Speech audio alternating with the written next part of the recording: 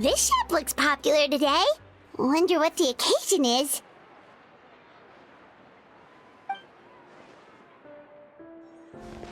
Butterfly Dew Cosmetics now on sale. Looks like it. Oh, Sigewinne's here too! Hey there, Sigewinne!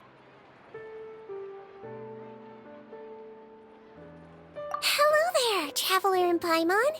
I hope you're keeping yourselves fit and healthy. You bet we are! So anyway, what are you doing here, Sigewinne? The Duke insists I take regular vacations in the Court of Fontaine.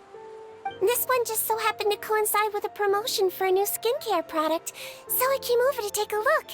I like to keep up with the latest industry developments when I can, to help me with my magazine articles. Wait, you write? For a magazine? Which one? It's called Beautés en Fleur, and it's run by the Fontaine Beauty Association.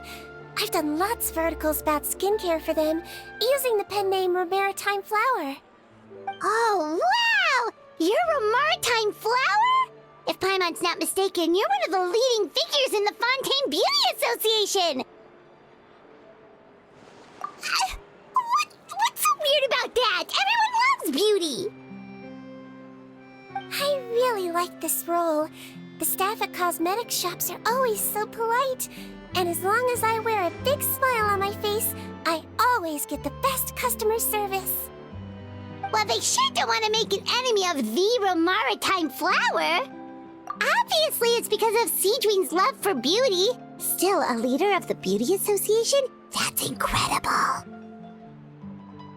The truth is, I study this field because I cherish my own appearance. It has nothing to do with being beautiful or not. Oh, the words of a master beautician defy comprehension! Oh, wait, you're saying that natural beauty is the highest form of beauty, right? Not really. Actually, Melusine aesthetics are very different from human ones. We don't view humans based on their appearance. If I had to describe our approach, I'd say it's based on cuteness. Oh, really? Yep. Still, I really value my current appearance, and in the process of taking care of it, I've ended up learning quite a lot about skincare and stuff. It turns out, my knowledge and experience is pretty popular with beauty product lovers. It came as a big surprise to me, though. Oh, Paimon gets it now. But speaking of your appearance, how come you look human anyway? Are you like only half Melusine?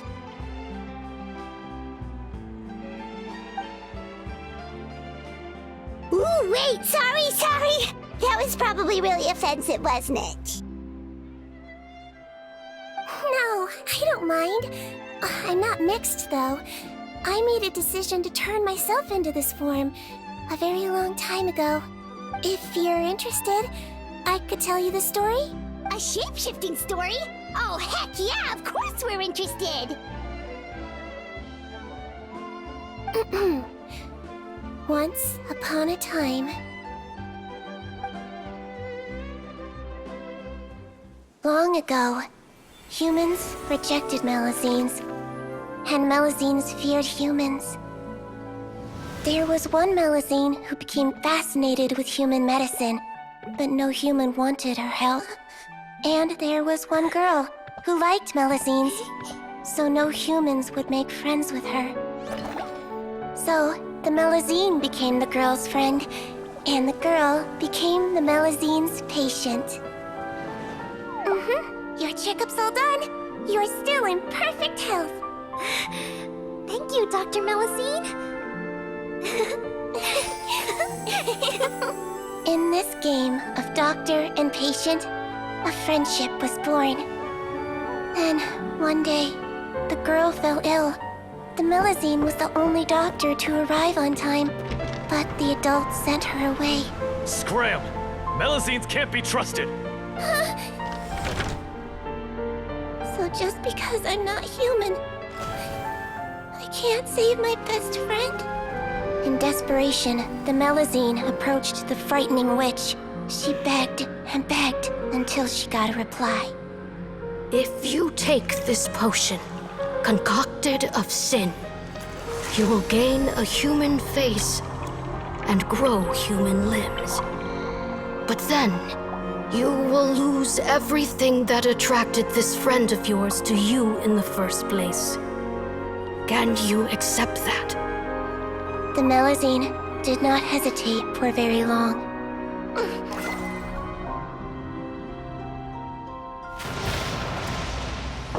On a rainy night, a little doctor knocked on the girl's door. The doctor wore a hood and raincoat, maybe to protect her from the rain, but maybe also to hide a secret. The little doctor held the girl's hand and treated her illness, just as she had so many times before.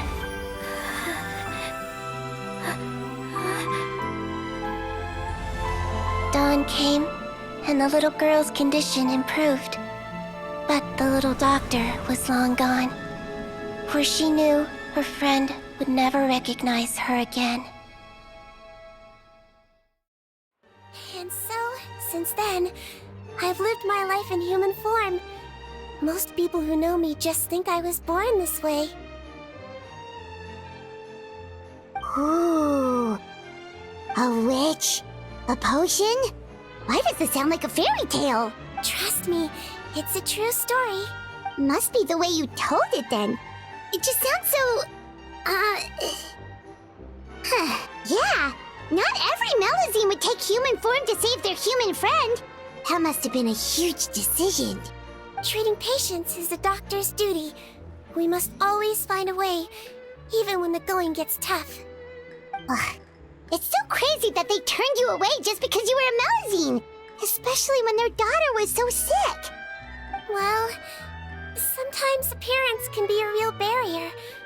But that was a long time ago. I like how I look now anyway. I run too! You're super cute this way. Attention customers! Thank you all for waiting. Now, on behalf of our skincare partner, I'm delighted to announce that our exciting new product is now officially on sale. Wow, there we go. Let's have a look, shall we? Oh, Paimon, if you want to buy any skincare products, I'll be happy to give you some suggestions. Really? Personal advice right from a leader of the Fontaine Beauty Association? What an honor! Allow me to introduce our newest skin lotion, Butterfly Dew. I'm sure many of you have already read about this product's trials in the newspapers. To say that it improves skin quality is an understatement. This product gets its name from the way it transforms your skin and makes it glow anew, like a butterfly emerging from its chrysalis and spreading its wings for the first time. We are thrilled to have the inventor of this fantastic product with us here today. Please welcome Mr. Rawat, a researcher from the Fontaine Research Institute. Now, without further ado, I'll hand over to Mr. Rawat to tell you all about what Butterfly Dew can do for you. Thank you. Hello, everyone. I'm Rawat, and I developed Butterfly Dew. Wow, what a looker. He's a researcher? Wow, he's really challenging the stereotype. It seems that everyone is surprised by my entrance. Or should I say, my appearance. I'm well aware that researchers are generally better known for their brains than their dashing good looks. In that regard, I do believe I break the mold somewhat. Of course, appearance is a skin-deep way of defining a person. And yet one's appearance can be a very real set of shackles, holding a person back in their life. It can rob a young person of their self-confidence when applying for a job, dissuade a young lady from approaching the one she loves. Our actions are at the mercy of our appearance, and we slowly become the very person that the outside world sees us as. But what if I told you that those shackles can be broken? If our appearance prevents us from changing, then let us first change our appearance itself. Wash away moles, birthmarks, and wrinkles, and they can no longer rob us of our confidence. replace them with luster and radiance, and we shall never again hang our heads in shame. That is why Butterfly Dew exists. Its mission is to allow us to shed our pupae, undergo a complete metamorphosis, and embrace a new life. Well, whether it actually works or not, after that speech, Paimon's already sold! Mr. Rawat, could I ask if you've used this product yourself? Of course, I tried it many times while I was testing it. You can consider me a product ambassador. Wow, then it's sure to work! Still, I don't expect to convince you just by blowing my own trumpet. So, could I get a volunteer from the audience to try it out? Oh, Paimon volunteers!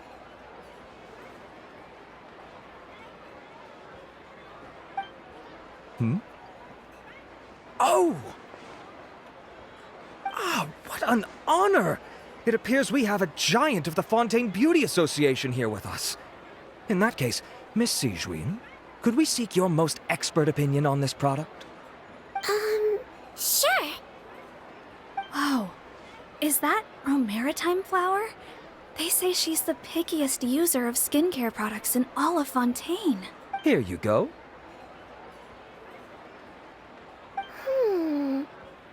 Well, it's very kind to the skin, and the absorption rate is high. Even for Fontaine, this is a first-rate product.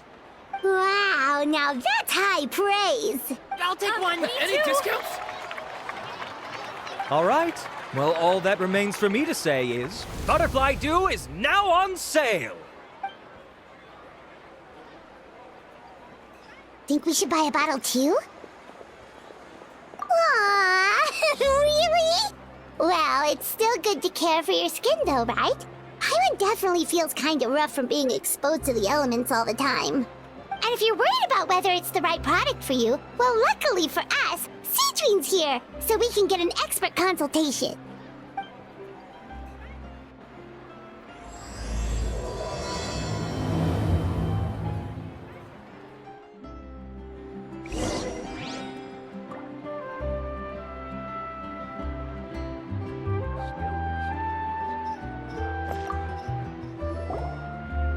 It's an honor to receive such high praise from you. To be honest, I was also hoping you might be able to point out some flaws in the product so I can keep improving it.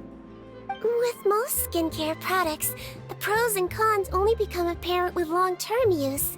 Yet, this one has instant benefits, improving skin quality without any obvious side effects. It's one of a kind.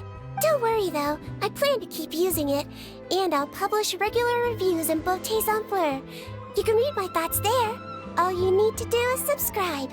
Oh, I was hoping for a more casual conversation, but you are a beauty association leader after all. I understand if you want to keep this professional. Sigewinne? Oh, excuse us, Miss Beauty Expert. But do you think this product is a good choice for me and him? Wait, are you the renowned traveler? That's right, and by his side, the equally famous Paimon. Well, I don't normally handle customer questions personally, but since it's the traveler asking, allow me to make an exception. Butterfly Dew is made for all skin types, so no matter who you are, you can rest assured that it will be kind to your skin. If anything, it might be marginally more effective on Fontainian's skin, but other than that, it works the same on everyone. Why would it work better on Fontainians? In the interests of protecting my trade secrets, I'm afraid I can't answer that, Miss Paimon. Alright then. How about a friend discount? Save yourself the trouble. I'd be greatly honored to have both of you use my product. Here, take 2 bottles for free. Yay! Paimon's private fund survives! I can see why you might think that, but please don't misunderstand. This gift is simply a token of my esteem. There's no business motivation behind it. To me, finding new customers for Butterfly Dew is about meeting kindred spirits, fellow admirers of physical beauty. I consider it a labor of love. Admirers of physical beauty? Eesh, that's embarrassing to say out loud. It sounds so shallow. It's nothing to be ashamed of, Miss Paimon. Most people claim to desire inner virtue, but it's still physical appearance that turns their heads. This is a fact of life. It's only natural for people to desire to become beautiful. And that's exactly what inspired me to choose this research direction in the first place. You're right. Everyone loves beauty, don't they? Look at the time. My apologies, but I have other things to attend to. I'll leave you with these 2 bottles of butterfly dew, and I look forward to seeing you again. Paimon, I'd say there's no need for you and the Traveler to use this product for now. Why? Is there a problem with it? The quality is fine. I just think there's room for improvement. I think I could add some ingredients to the mix to make it more effective. Really? Then why didn't you tell Rawat about that? Researchers are a very special breed of human. You can point out their flaws to their face and they won't mind very much. But if you tell them that someone else could do a better job, ooh, now that'll make them really upset. If I'd mentioned it, he probably wouldn't have given you those 2 bottles for free. Fair enough, that makes sense. If you're interested in the more effective version, I can write up a list of ingredients for you. Just come get me once you've gathered them. When you say more effective, you mean it'll make Paimon even prettier? Ooh, how can we say no? As for me, it's probably time I got back to the Fortress of Maripede. I mustn't leave the infirmary unattended for too long. Alright, see you there then!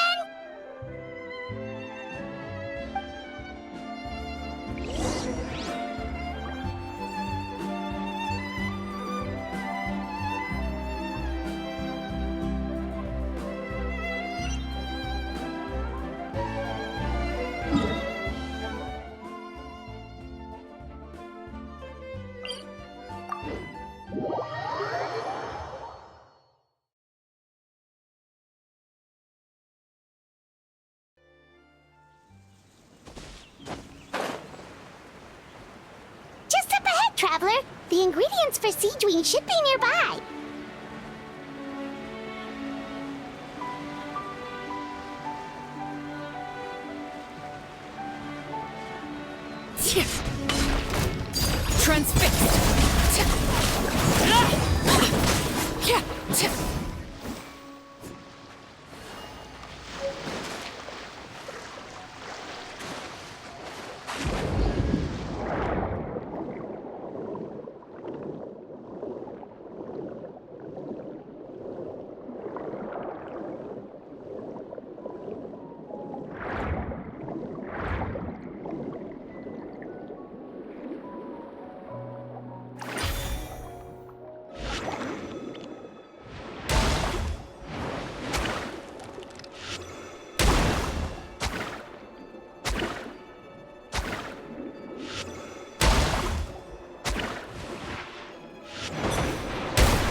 Great! That's everything! Let's head to the Fortress of Maripede!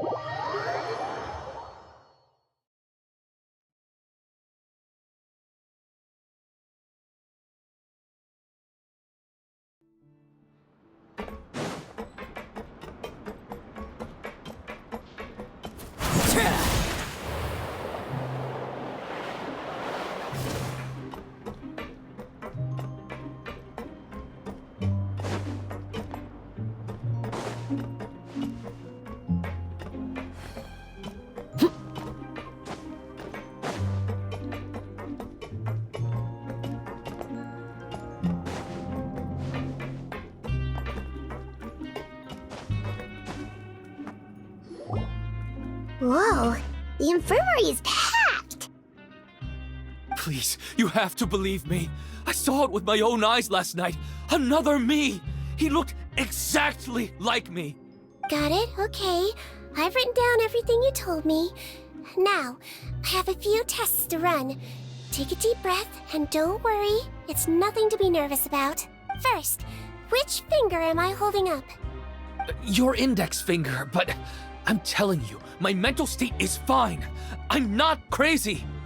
Very good. Now, on to the next. Hey there! Your Grace, it's been a while, huh? Hi, Tutu. Indeed it has. I would offer you some tea, but I'm afraid the timing is unfortunate. Duty calls. No worries. Actually, we were looking for Sigewinne. Do you, know what all of this is about?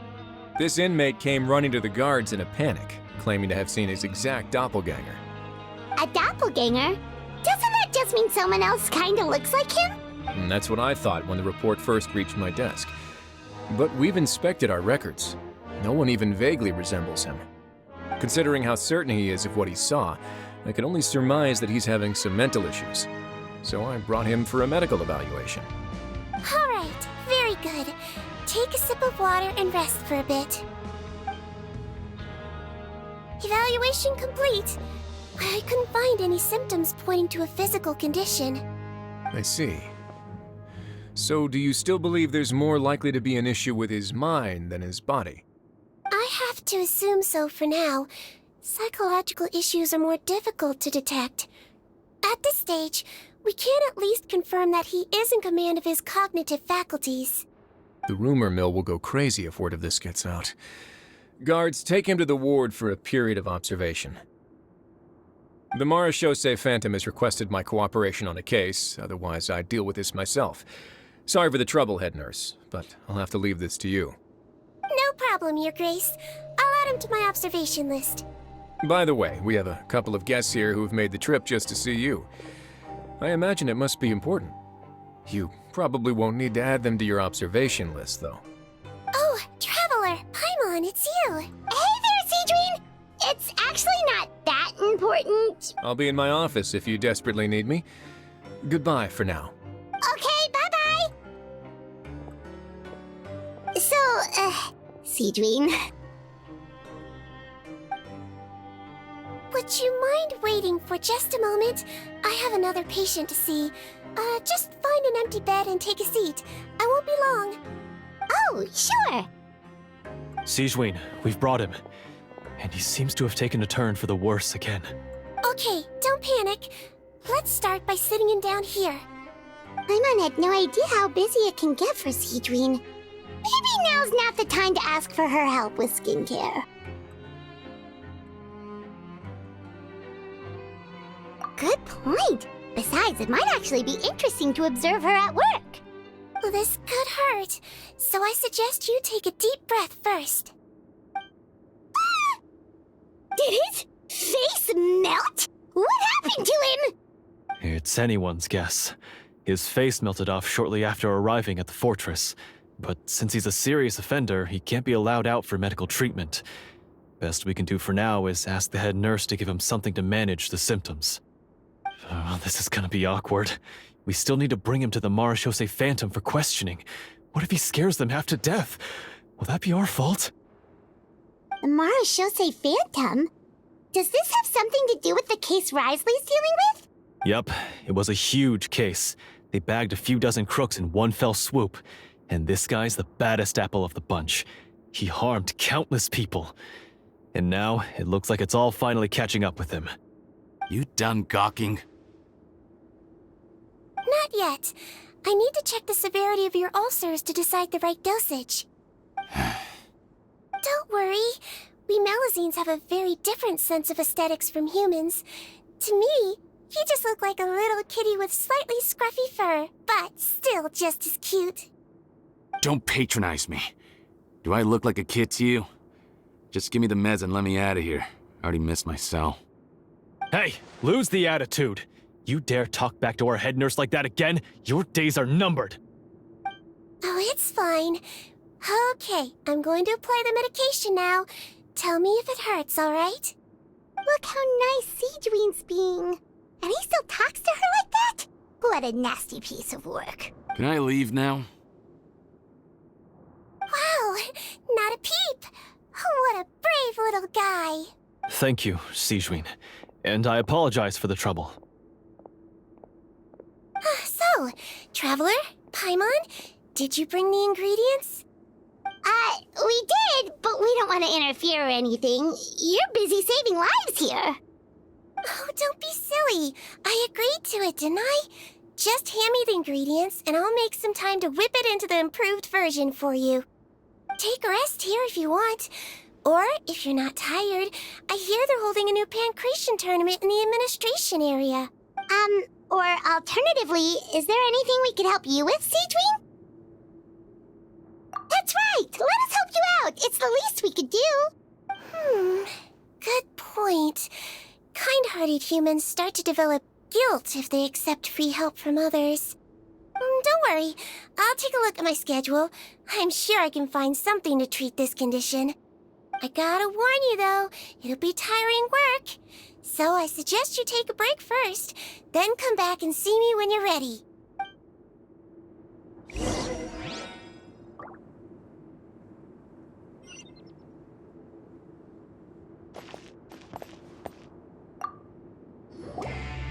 We're ready, Sigewinne! What's our first mission? I found the perfect job for the traveler. First, I'd like you to lie down in this bed.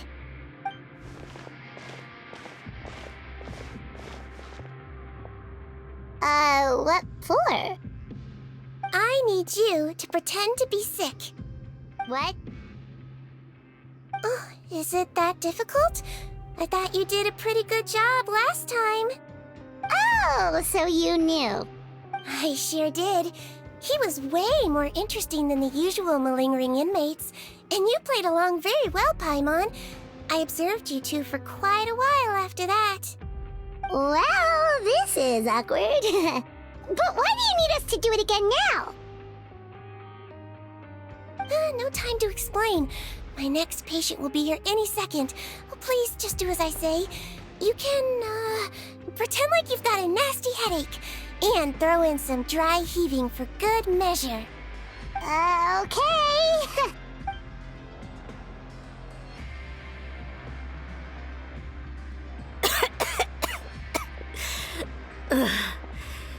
Hey, Doc, it's me.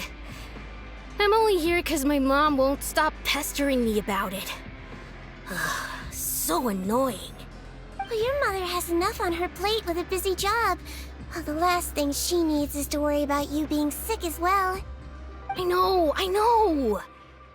I shouldn't treat the place like a playground. Shouldn't go swimming in the lower levels where we join up with the sea, because it'll give me a cold and distract her from her work.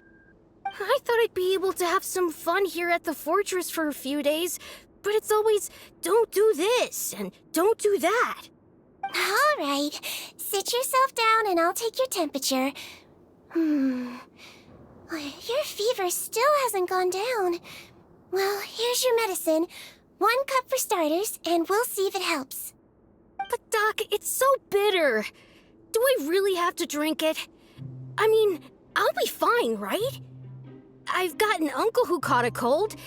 His fever went away on its own after a couple days. Can't you just write me a note saying I'm on the mend? I just need something to keep my mom off my case. I sure can. You're a very brave boy, after all. Huh? Brave? What makes you say that? Well, if you want to rely on your own immune system to clear up your fever, then you'll have to tough it out like this guy.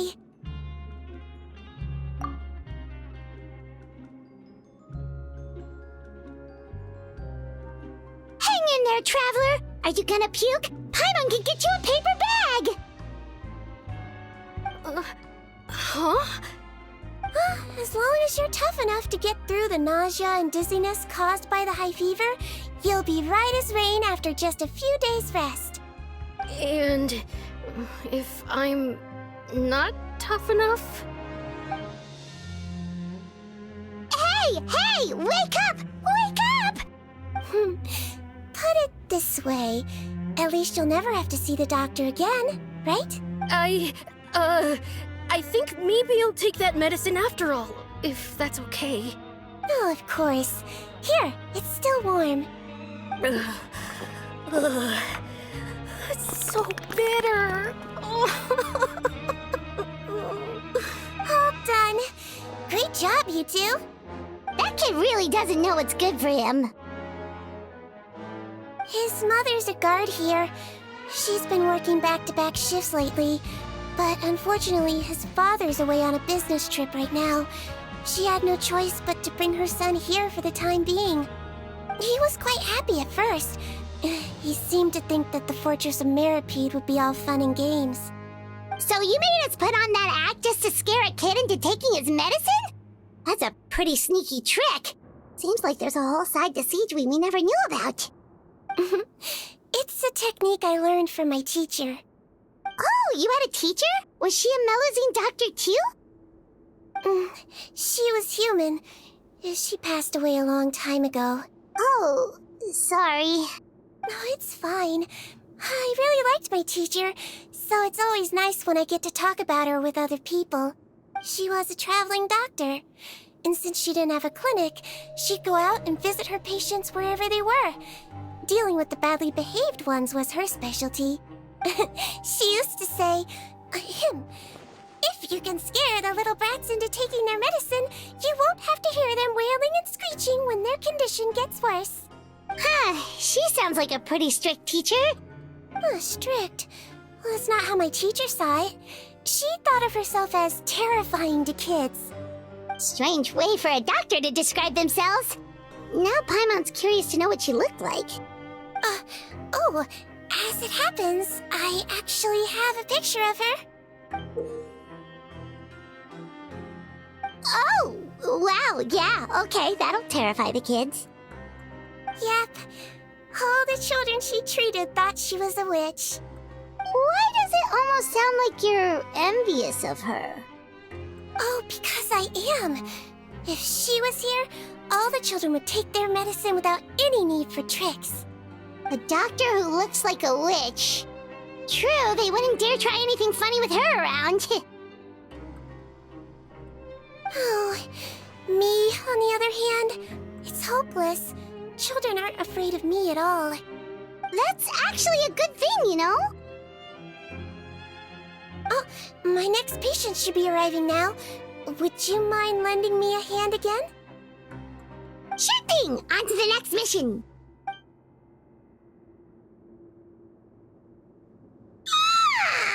Is it nighttime already? That flew by. You really have a busy job, Sigewinne. Well, thanks to you two, it was much easier today. Aww. Should we get some rest? It's getting pretty late. Oh, there is one last thing. I have to keep it confidential, so I usually leave it till after everyone's clocked out. Confidential? Are you sure you can tell us? Well, it's fine. You're not living here anymore, so it's okay if you know. All it is I have to prepare some ingredients to make healthy meals with. Wait, you mean those healthy meals?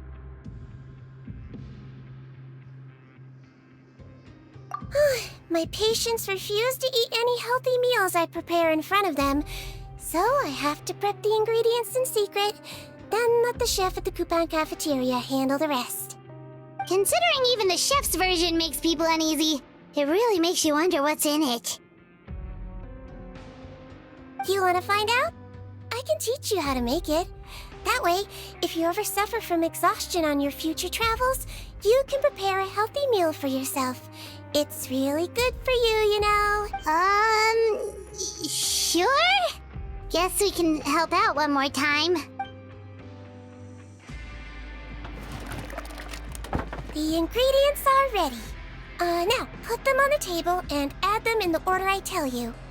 First, we add this special slime condensate.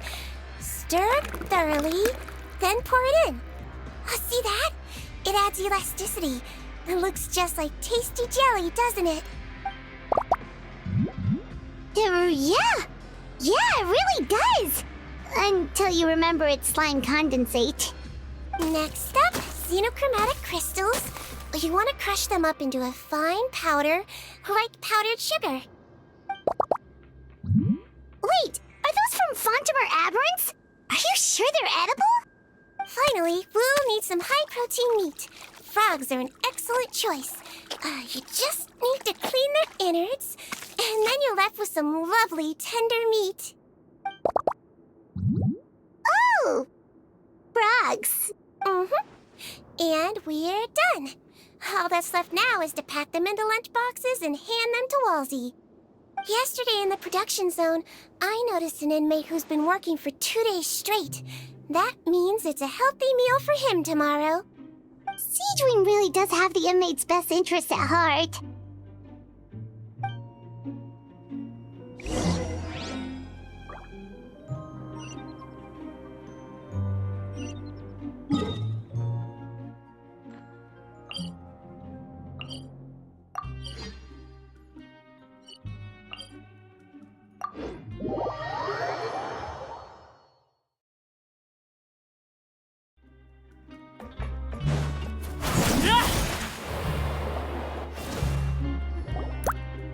Ah, head nurse.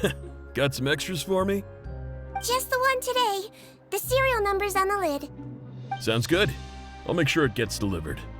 Sounds like they're talking in code. Thanks for your help. Oh, it's no trouble at all. I only wish I could do more. You work so hard for all our sakes. I'd happily lose a little sleep if it meant helping you out. That won't do. If you reduce your sleeping hours any further, your health will start to suffer. All right. Nurse's orders. I'll do as I'm told. But you take care of yourself too.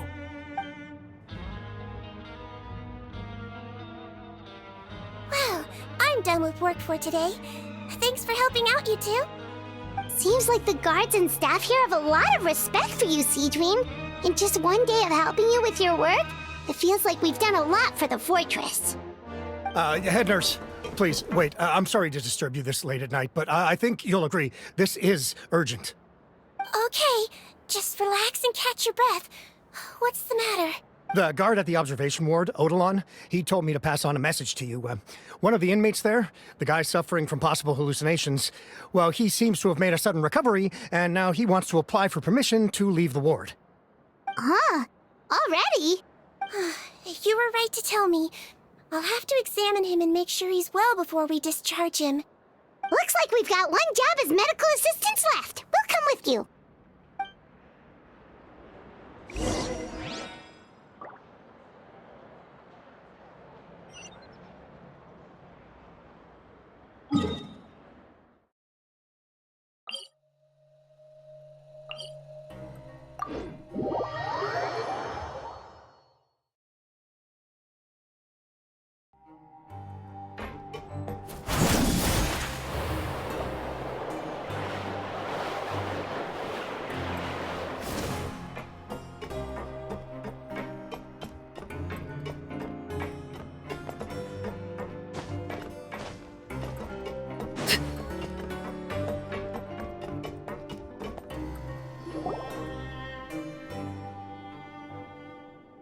Ah, head nurse, you're finally here. I'm so sorry for all the trouble I've caused you, but I believe I've now made a full recovery. After giving it some thought, I'm sure that I was probably just seeing things. Stress-related, I imagine. I'd been working long hours, so I definitely wasn't in the best state of mind. I totally understand. Still, I have to give you an examination before I can discharge you, okay? So, take a deep breath and don't be nervous. It'll be the exact same procedure as we did this morning. We can start whenever you're ready. Again, so sorry. I was in such a state this morning, I barely recall anything. Would you mind taking me through it again? Oh, not at all. It's a lot to remember. First up, we have a little cognitive test. Just concentrate and you'll be fine. To start with, which finger am I holding up? Your pinky. All right. All indicators seem normal. So it was a stress-induced hallucination after all? Well, we've certainly had previous cases of mental illness caused by overwork, which is why I carefully observe everyone in the production zone. I wonder how I managed to miss the signs this time. Please, head nurse, you shouldn't blame yourself. I'm just still adapting, that's all. Pushed myself too hard, and I guess I couldn't take it. Thanks for looking after me. I'll be as good as new after a good night's sleep. And if you can give me the okay, I know I'll sleep better back in my good old dorm. It can be difficult to relax in an unfamiliar environment. Alright then, you can leave the ward. I suggest you take 2 days off to focus on your recovery. I'll take you off the observation list for now, so you're officially discharged. Great. I can't thank you enough, head nurse. Mr. Odilon, could you escort him back? Of course. I'm on guard duty in the administrative area tonight, so nothing will go wrong. You have my word.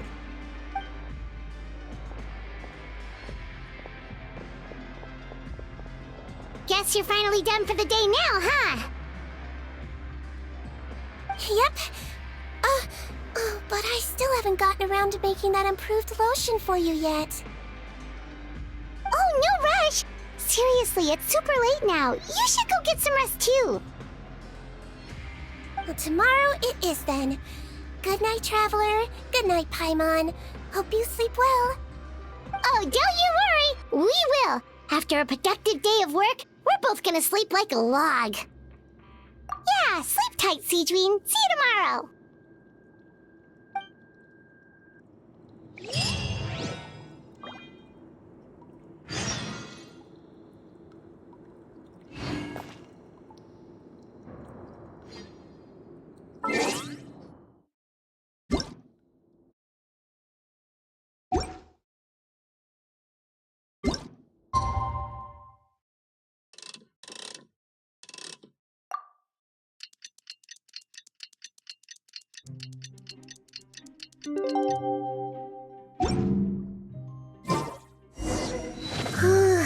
Paimon really did sleep like a log.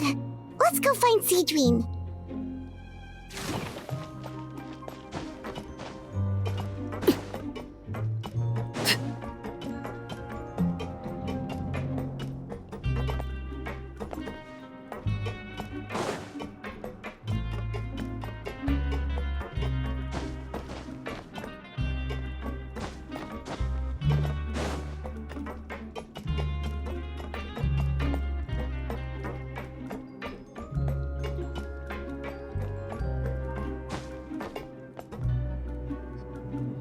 Whoa! How is the infirmary even busier than yesterday?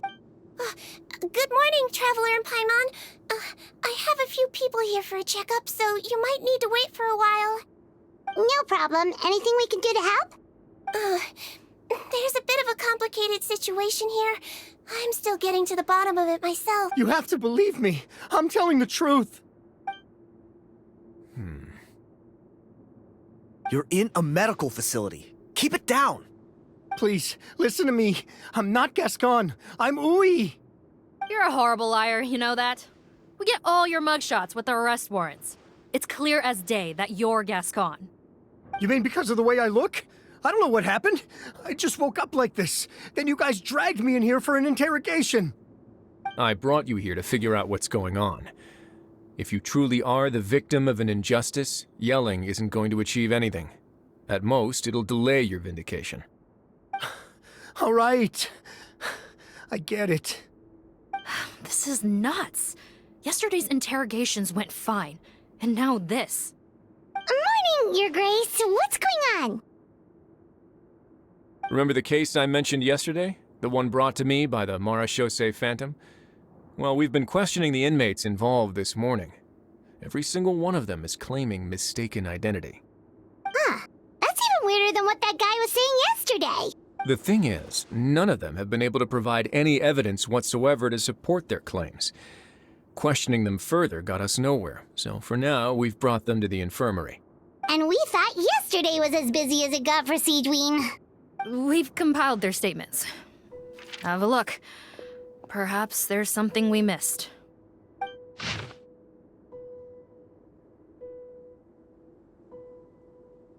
Wait. Release? Interesting. The inmates they spoke of in their statements appear to all be due for release today. I noticed that too. If that's their plan, they're underestimating us a little. Every serious offender claims that there's someone else who just so happens to be due for release today. And they're expecting us to go along with that. All the more reason to be cautious. Lumberzar, check the release list for today and make sure no one gets processed. We're gonna need an excuse, though. Just say we're out of forms, and that we're furiously printing more as we speak. I'm on it. It's conceivable that our group of serious offenders somehow found a way to switch places with inmates who are about to be released, so they can walk out right under our noses. We did consider that possibility. But I mean, just look at them. They match the warrants, period. How could there have been a switch? Only if they're dead ringers for the inmates due for release, I suppose. I gave you that name list yesterday to assist in your investigation. Did that help? Yes, the inmates' mugshots were attached to the list. The first thing I did was check for lookalikes, and I didn't find any.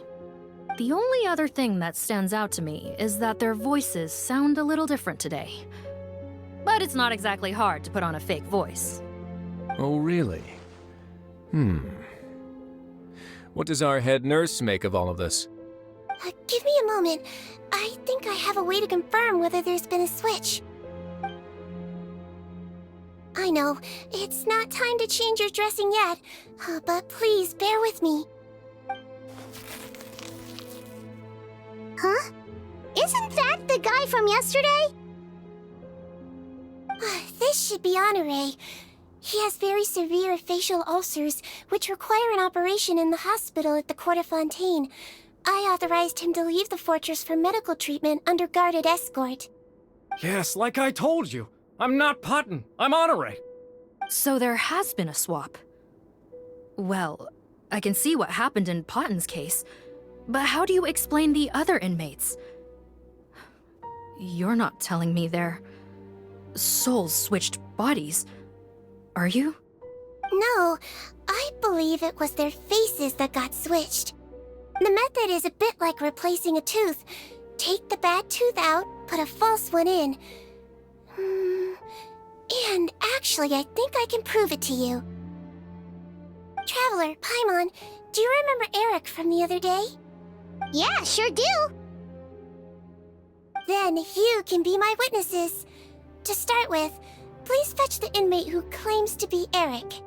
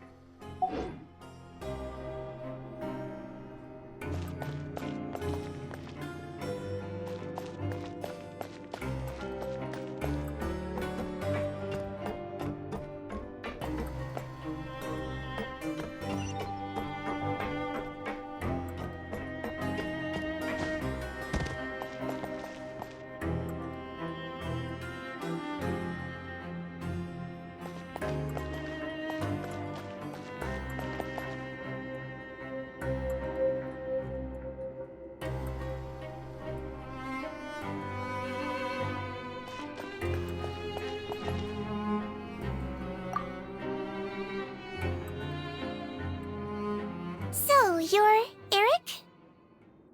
Yes, head nurse. It's me. You do believe me, right? I need to do another examination on you. Same procedure as yesterday. All right. It's the cognition test first, right? So I need to concentrate. Now, try to recall if you can. The last time we did this test, which finger did I hold up? I believe it was your index finger. But that means... Huh? So basically, last night, the Eric who said he saw another him suddenly recovered and applied to leave the observation ward. Sigewinne did another test before letting him leave, but that time, she held up her pinky finger. Huh? I don't know about any tests last night. There was nothing to do in the observation ward, so I went straight to bed. Then I somehow woke up in a high-security cell. Well, in that case, there is a reasonable explanation for the strange events of the past 2 days. So, what exactly happened?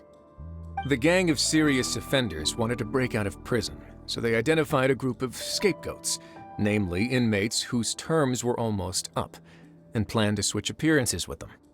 Last night, when Odilon was on duty, they ambushed him and had one of their group switch appearances with him using their face-swapping method. That allowed them to avoid scrutiny from the other guards. Then, once all the other inmates were asleep, Odilon spent his night shift carrying out the remainder of their switcheroo plan. However, they made one mistake. Henri changed his appearance to match Eric's earlier than he should have done, and ended up being spotted by the real Eric. Real Eric came to the guards for help, but we didn't know then what we know now, so we put it down to hallucination and sent him to the observation ward. However, since one of the gang members was posing as a guard, they simply changed real Eric's appearance and had their Eric take his place, muddying the waters even further. Right, because I'd put Eric on the observation list by then, and no inmates on that list can be processed for departure until I've discharged them.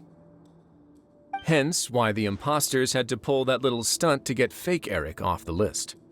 Yeah, it all makes sense now. The Duke cracked the case. Well, I can't fault the reasoning. But I'm afraid that we ruled out the possibility of face switching very early on in this process. Criminals altering their facial appearance to commit crimes is nothing new. In fact, one of the explicit duties of the Melazines in the Marechaussee Phantom is to identify criminals in disguise. We carefully examined all the suspects, and there is no evidence that any means of disguise were used in this case. Huh. Well then, how do we explain all this? So far, it seems more likely that the gang stole documentation belonging to the inmates due for release, and are using that to commit identity fraud. Actually, there is a potion that can completely change someone's appearance. If they use that, even a Melazine wouldn't be able to detect it. A shape-shifting potion? Forgive me, head nurse, but this is the first time I'm hearing about it. If such a potion truly existed, it would jeopardize our entire investigative process at the Marechaussee Phantom. Are you certain of this? Yes, I am. But... Please, trust me in my professional opinion as an experienced clinician. At the same time, without any solid evidence, it's pure speculation. If we can round up all the inmates suspected of switching places, then have a little talk with both sides, we might just get our answer. Yep, let's do that. Okay. Well, it was our negligence that meant we had to come and conduct these post-internment interrogations. And I know it's put you out. We'll do it your way. Your Grace, bad news. I paused the releases like you asked, but we were too late. A bunch of people already got processed 2 hours ago. I checked the list, and sure enough, it's all the people who gave statements. 2 hours ago? That's before today's interrogations began. They had this all planned out. So there really was a switch after all. They really pulled the wool over our eyes on this one. We should be able to catch up with them if we leave now, right? Not if that potion is real.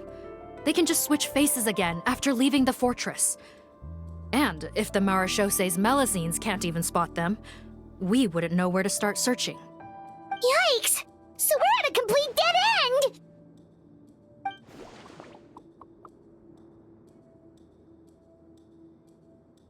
Well, technically there is one more lead we could follow up on.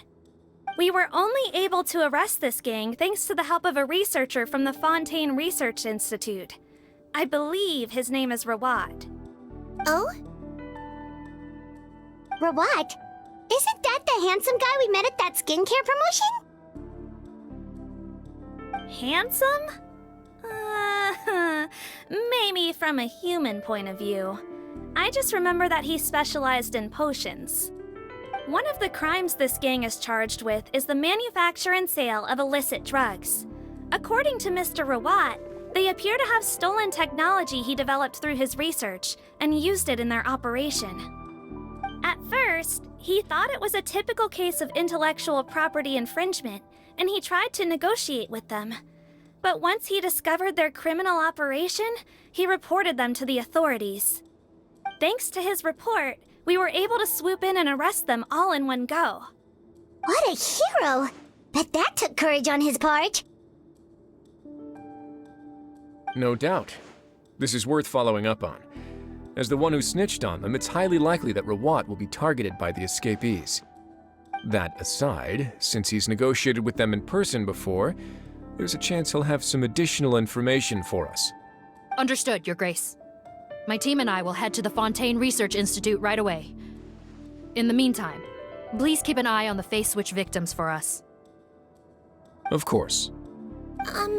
Miss Morgan, I'd like to come along and help you catch these criminals. Huh? Why's that? Well, I'm the one who discharged the fake Eric last night, so I feel partly responsible. Don't say that, head nurse. Your focus was on the inmate's health, and rightly so. We can't ask you to help with arresting criminals. That's our duty. I also have a more personal reason. Potton is a patient of mine, and if I don't get a new batch of medicine to him in time, his condition will get much worse. Look, head nurse, I completely understand where you're coming from. But arresting criminals is dangerous business. And if anything happened to you, none of us can afford to take on that responsibility. Don't worry, I can defend myself just fine. You say that, but still... If I may, Miss Morgan, Sigewinne is the one who raised the potion hypothesis, and I'm sure she has far more expertise on the topic than your team. My suggestion would be to bring her with you. And if you really are worried for her safety, then...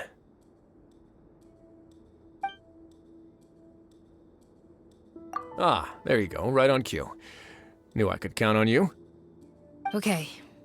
Well, since this plan has the Duke's blessing, far be it from me to refuse. We should head off immediately. Time is of the essence.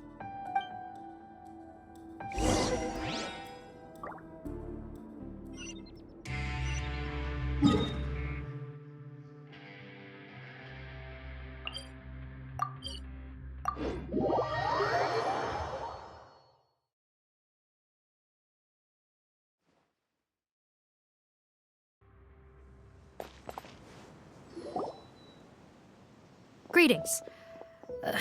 Sorry to impose, but I'm afraid we're here on urgent business, and we're gonna need you to cooperate. The Marechaussee Phantom. Let me guess, you're investigating some more illegal research? Not this time, no. We're looking for a researcher. Do you know where we might find Mr. Rawat? Rawat. Oh yeah, Mr. Handsome, right? He actually doesn't work on site here very often. There's a handful of researchers in the nearby area who know him pretty well, though. You can see what they know. Just a handful?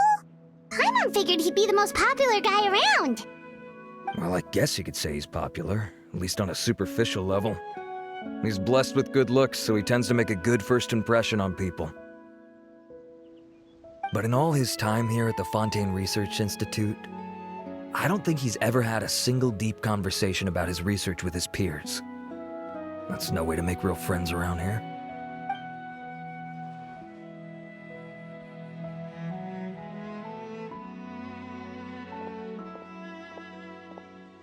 That's so weird. He definitely didn't come across like a recluse at that product promotion. I don't find that weird at all. He definitely didn't strike me as the kind of guy who's, good at making friends. Really? Paimon couldn't tell. Must be a Melusine perception thing.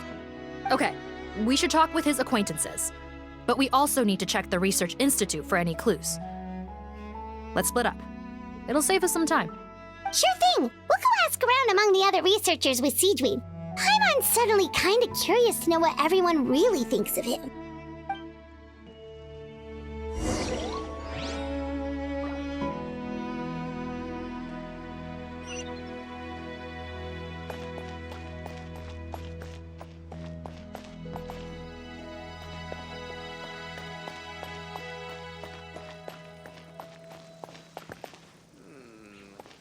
to the next Phantom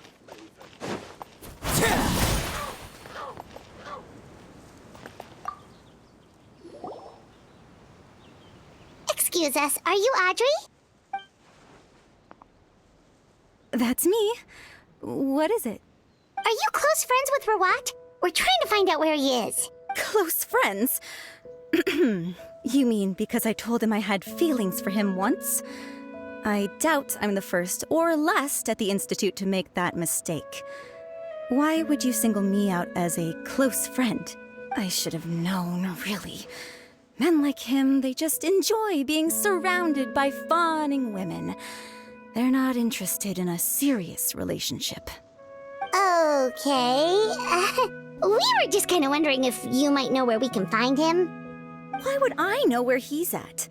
I barely know him, and he probably doesn't even remember me. Ugh, this is getting annoying. Shall we go ask someone else?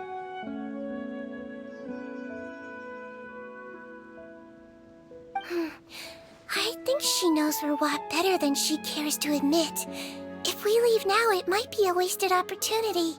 Maybe, but we're not going to get much out of her while she's in this state, are we? She's displaying symptoms common among people in love, if that's what you mean. But I know a cure. It's curable? Oh, we're still no closer to finding Mr. Rawat. Oh, by this point, he could be in grave danger. Danger? Wait, why are you looking for him again? Oh, that's right, yeah! The Marashosei Phantom said that he's been targeted by some pretty bad people. We need to make sure he's safe. What? How has this happened? He seemed fine when I last saw him, and that was only a couple of days ago. Just happened to run into him, of course. Oh, I see. Well, do you have any thoughts on where he might be right now? Okay, but this is purely out of concern for his safety. If he's not at the Institute, he might be at his mother's place. I heard she raised him alone, that they had it pretty tough financially, and these days she's housebound due to illness. He makes regular trips back home to check on her. Oh, okay. Do you know the address? Nope, sorry. I only found out the thing about his mother because it came up in conversation once. I was just trying to find out more about him, so I could get to know him better. When I told him I had a crush on him, I offered to help him take care of his mother. And yeah, maybe that was a stupid idea, but did he really have to yell at me for it? It's like, fine, I can take no for an answer, but what's with the temper tantrum? Unbelievable. These guys only want to show you their charming, well-groomed exterior. They can't stand it when a few home truths shine through. Looks like her love syndrome is flaring up again. We need to find out Mr. Rawat's mother's address. Let's check with the Marashosei officers when we regroup. Cool, sounds like a plan.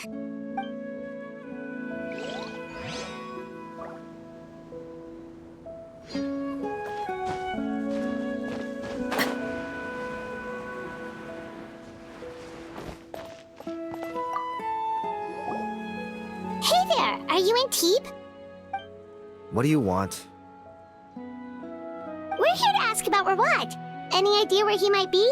We were told you were pretty close with him. Close? Not sure that's the word I'd use. He wouldn't even let me use his patent. Huh? It's been a good few days since I last saw him. I don't know where he's at. Go ask someone else. Would the patent in question happen to be related to the new skincare product he developed? Yeah, kinda. Butterfly dew, or whatever he calls it. I heard he made a tidy sum off of that one. Okay, now we're getting somewhere. Keep going. Most of the other researchers here focus on mechanics, energy, stuff like that. I get why he wouldn't be interested in having anything to do with them.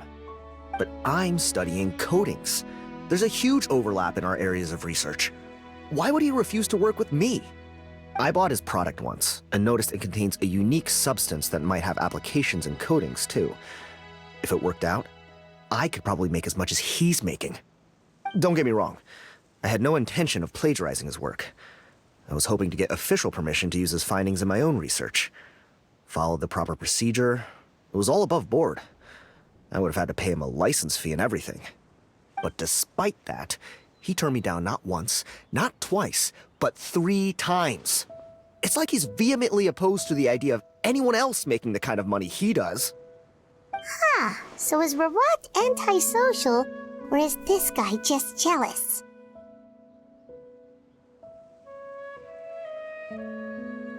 Well, it doesn't look like we're gonna get any info about Rawat's whereabouts from him. Let's go!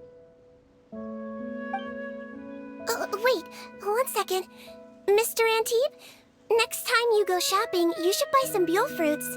Peel the skin, steep in water, then drink. It'll help calm your mood. Huh? Yeah. Thanks.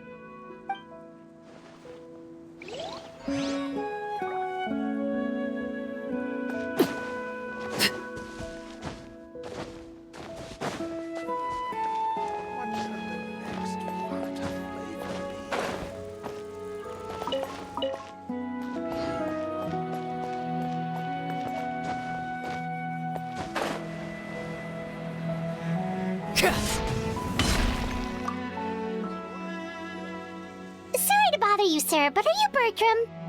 Who's asking? Just some concerned citizens helping out the Marechaussee Phantom with an investigation. We'd like to ask you about Rawat's whereabouts, if that's okay. We're told the two of you are pretty close. Not anymore, we're not. Turns out we don't see eye to eye. Oh yeah? What happened? The thing about us researchers is, most of us do what we do for some sort of higher purpose. But not Rawat.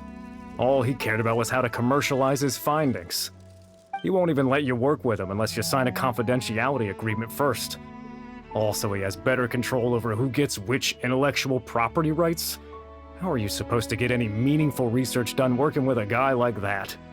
Now that I've got my own technical solution for my compressor, I don't need to work with him anymore. So that's what Rawat is really like. We'd still like to know where to find him. Is that something you can help us with? Wait, you're... Yeah, I know you. You're the head nurse at the Fortress of Meripede. Alright, then I'm happy to help you if I can. I respect the work you do. Medicine serves the highest purpose of all the sciences. Wow, turns out Sigewinne's got some real clout. Thing is, I have no real way of knowing where he might be. I stopped working with him 2 months ago, and I've barely seen him since. But if you want my advice, I'd say go talk to the peddlers. There's a few he meets with every other day or so. Maybe they know where he's at. Peddlers? Yeah, back when I was working with him, I noticed he met with them quite often. Wouldn't surprise me if they were involved in some shady business together, because it seemed like they went out of their way to avoid discussing anything in my presence. The little I overheard was about manufacturing and selling pharmaceutical drugs. Like I said, he's all about the money. Drugs? Doesn't he work with skincare products? Do those count as drugs? Who knows? I never cared to find out. He's the morgue rubber, not me. Thank you. You've given us plenty to work with. Welcome. Goodbye, and may we both reach new heights in our scientific endeavors. Well, that's all 3 researchers. Let's head back to the meetup point.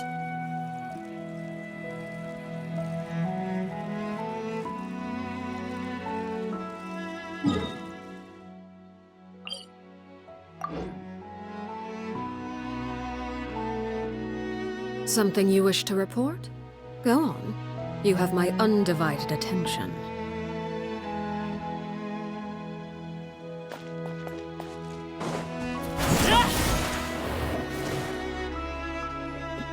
You know, Paimon started out thinking Rawat was a handsome researcher with a friendly and cheerful personality. It's such a surprise to learn that his peers have a different impression of him. So, what's your view of him now, Paimon? A handsome researcher whose difficult upbringing turned him into a profit chaser with a chip on his shoulder? So your thoughts about his appearance haven't changed at all? Well, his looks are kind of a big deal. At least in Paimon's opinion. How does such a handsome guy end up being so antisocial? Even with his difficult family background, it just doesn't make any sense. You can't judge a person solely based on their appearance. Head nurse, Traveler, I assume you've spoken with the researchers. What did you find out? Bertram mentioned Rawat's involvement with some pharmaceutical merchants. Do you know if he's registered any pharmaceutical brands? Since he was a whistleblower on such a huge case, I ran a background check on him. I don't remember there being any brands under his name. How strange. If he was so focused on commercializing his research and averse to sharing his technology with others, why wouldn't he have registered his own brands? Maybe he and his business partners needed to avoid public scrutiny? You think he may have colluded with the gang? Well, the crime was manufacture and sale of drugs, and that would certainly be in his wheelhouse. We can't rule it out. Isn't that pretty unlikely, though? He was the one who blew the whistle on them! Most children who come to me with tooth decay have suffered pain for a long time already, but they'll still try to hide the fact that they eat too many sweets. Grown-ups and children aren't so different in that regard. If you say so. I saw him when he came to make his report, and I certainly didn't get the feeling that he was the type to collude with criminals. Perhaps it's more likely that they were coercing him. You mentioned that he comes from a poor family. So, it's possible that the criminals approached him asking for academic support, luring him in with the promise of riches. By the time he discovered who they really were, he was in too deep. They had leverage on him, so he was forced to keep working for them. I've seen it happen many times before. That does make a lot of sense. It would definitely explain why he was so unwilling to cooperate with his fellow researchers. No wonder he's so unsociable. He must be on edge all the time with a gang of crooks breathing down his neck. In that case, the situation could be worse than we thought. If Rawat was working with the escaped inmates, they're sure to know more about his whereabouts than us. Oh, there's a good chance they'll get to him before we do. Based on the information we've gathered so far, he was last seen 2 days ago. If no one's seen him since, maybe we're too late. 2 days ago? So he went missing right after that product promotion. That was the same day he reported the criminals, too. Not a good sign. Don't worry, everyone. I believe we still have a chance. Since he disappeared right after blowing the whistle, it's likely that he's gone into hiding. Yeah, he must have been worried that they'd come for him. All the more reason to find him as soon as possible. The only lead we have at the moment is his mother's house, which you mentioned earlier. Seath, think you can find the place? Yep. When you register a brand, the Court of Fontaine requires you to provide a legal address. The one Rawat wrote down was in the outskirts of the city. That should be the place. Okay, then there's no time to lose. Let's move.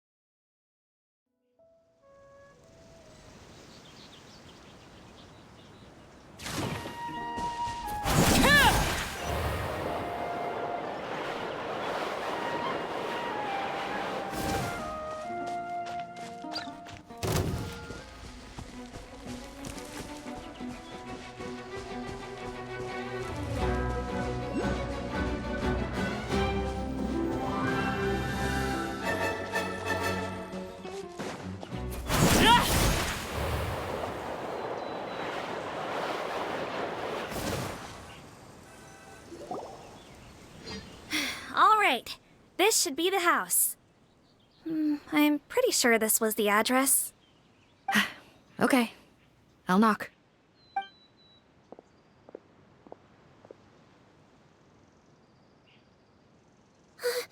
Sounds like whoever's inside has restricted mobility. Oh, it seems serious. Oh, what's the fastest way to get this door open? Break the door down? No, I'll handle it. Let the expert deal with it. There'll be a mountain of paperwork if we damage a citizen's property.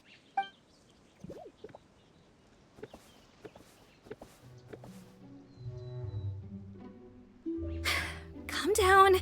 Deep breaths. Remember your training. Control your strength. And... it's open! Seath, take a few people and lie in wait. Keep your eyes peeled for any activity around the house. The Traveler, head nurse, and I will go inside.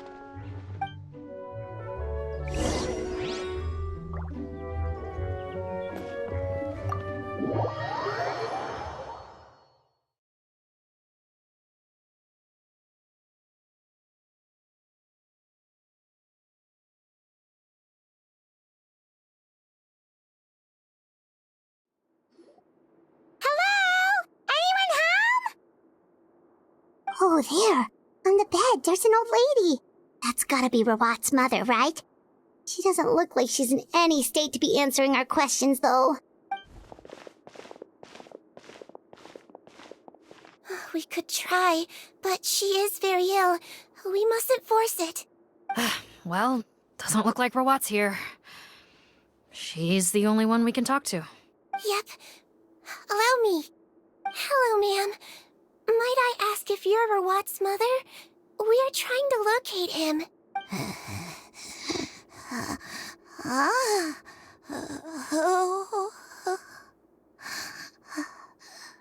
Hard of hearing, perhaps. Does anyone have a picture of Rawat? I have one here. I'd like to show you a photo, ma'am. Is this your son? Do you know where he is? Looks like this isn't gonna work after all. Well, looks like we're out of leads. If Rawat's not here, things are looking very bad for him. Is it possible he could have avoided returning here because he knew he'd be in danger? Maybe. But if so, where do we look next? Maybe we should take another look at the Institute. Yes, so. I suggest we all return there now. We found a good amount of useful information the first time, but perhaps there's something we missed. This is our last hope. Sorry, officer, but could I stay here for a while? This patient requires some care. Of course. Traveler, stay with the head nurse. You're technically here as her assistant after all. Also, I'd like some Marechaussee members to stay as well, and keep an eye on the area. Why's that? If Rawat knows how serious his mother's condition is, he will return. Got it. Okay. I'll tell the squad members in hiding to stay put and keep a lookout. Thanks for helping me out yet again, Traveler and Paimon. No problem. But when you say her condition is serious, do you mean... Yes. She's barely clinging on to life. Oh. Let me take care of a few things first. Could you pass me the towel over there? Yeah, of course.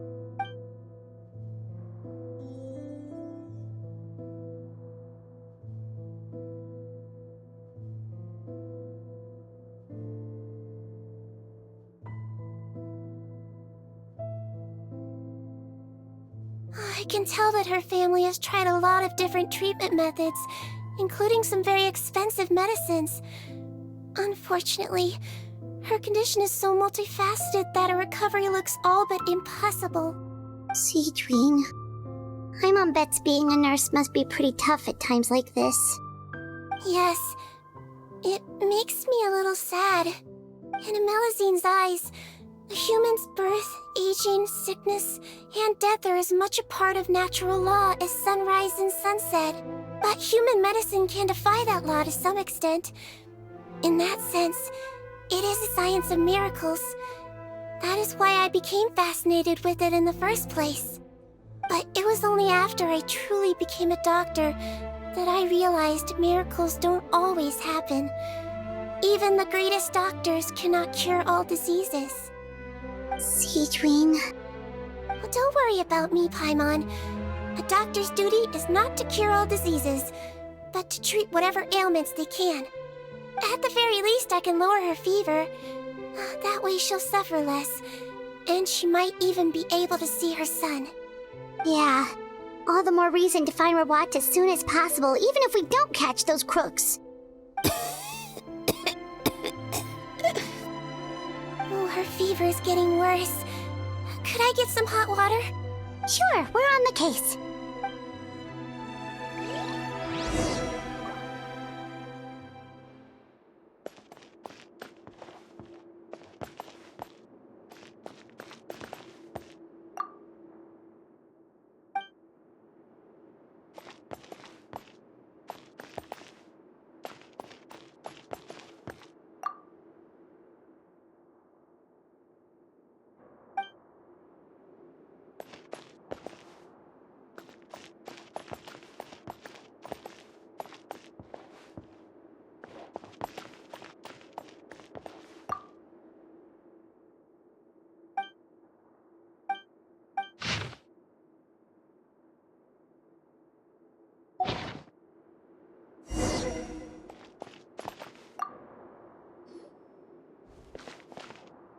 Found the hot water?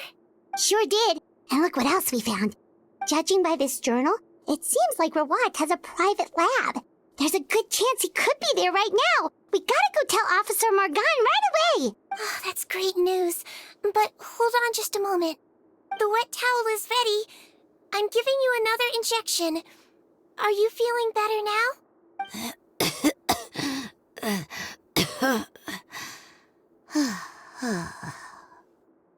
It's all right.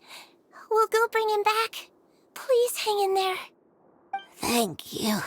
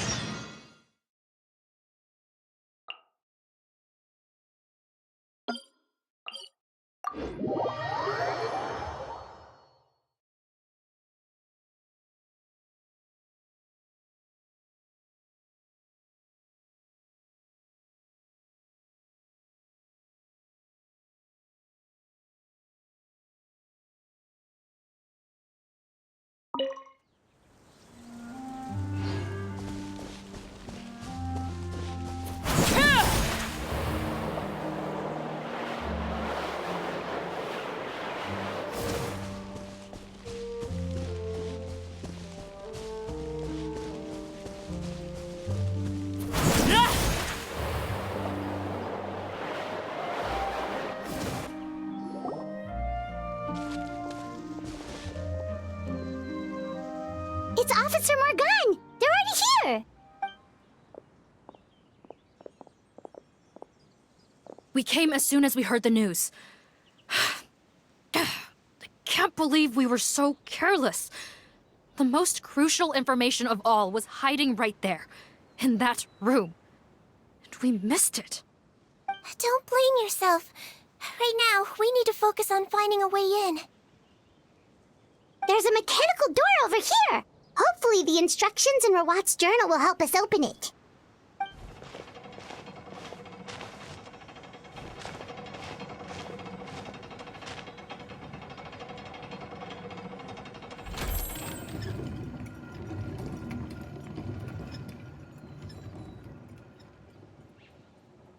It's open. Let's go in.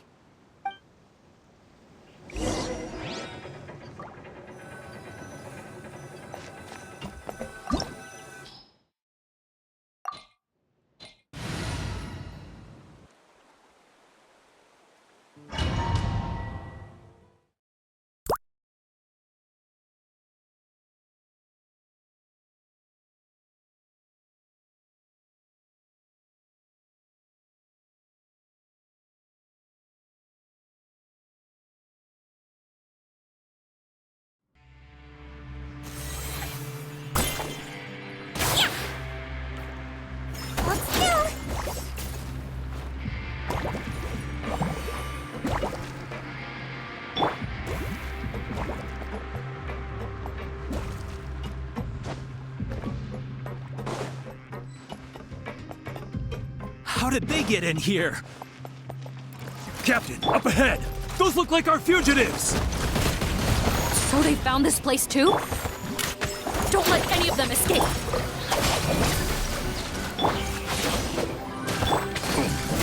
Laid bare.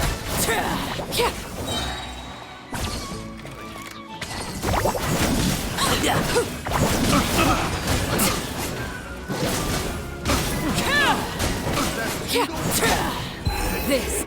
Test subject. The wrong test subject.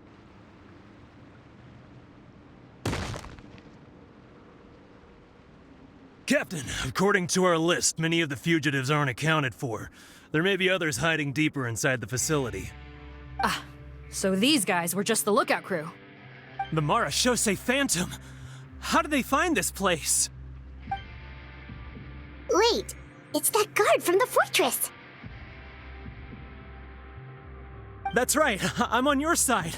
The Duke sent me. What's the matter? Some sort of mix-up? Mr. Odilon, didn't I tell you a few days ago that you need to stop all field work until you've recovered? Well, you know, gotta help His Grace out. Share the load. Officer Morgan, this man is an imposter. The real Mr. Odilon has no recent health issues.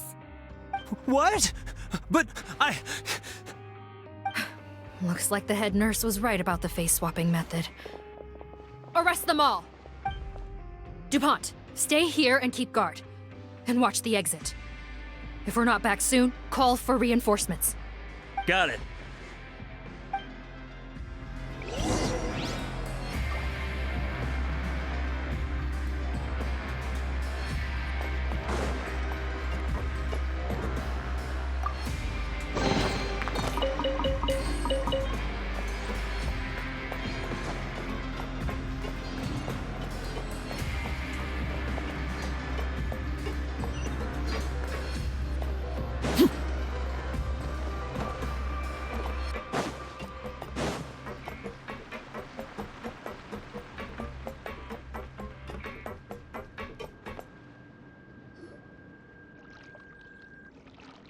So many jars.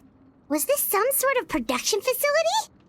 This scent, it's probably the ingredients used to make butterfly dew.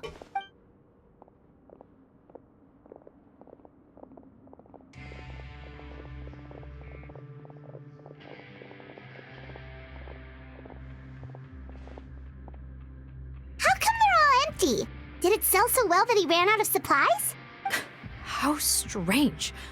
Why would Rawat choose to manufacture a popular product like that in such a difficult-to-reach location? Given our suspicion that he may have been coerced into the illegal drug trade, I would have thought that any production facility we find here would be used for illicit purposes. Perhaps butterfly dew is itself an illegal drug. Do you have any evidence for that claim? No, just a guess. We need to find Rawat as soon as possible. He has all the answers we need. Understood. Well, let's not linger here. Let's go. Come on.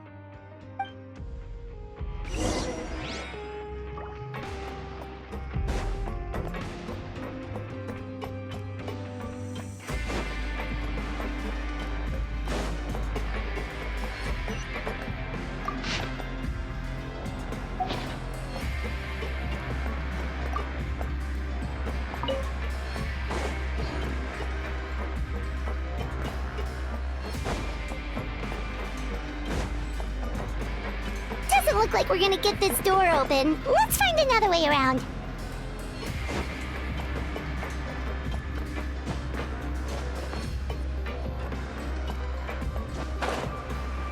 This one's closed too! What's with those carts and tracks? Oh, maybe it's one of those doors that opens when it senses cargo passing through.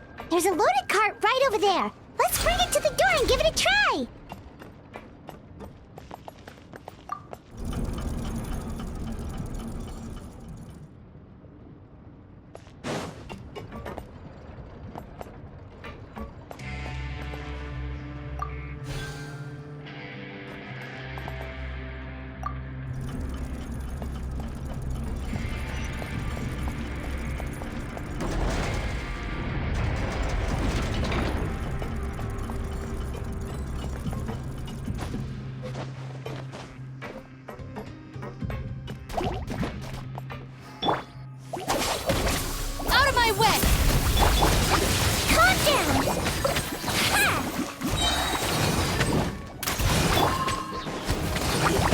outlines your fate. Witness the power of Gugwa.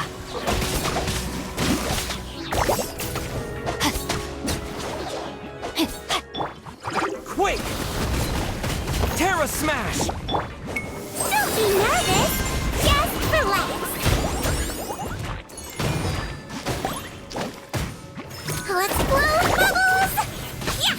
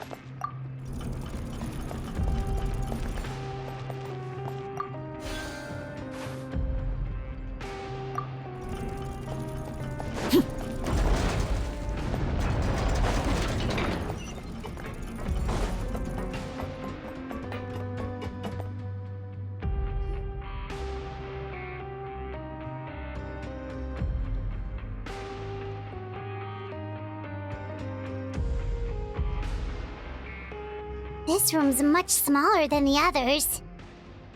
Judging by the implements on the table, this looks like a potion-making lab. Head nurse!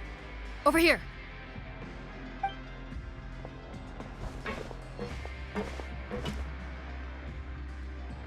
Let's see.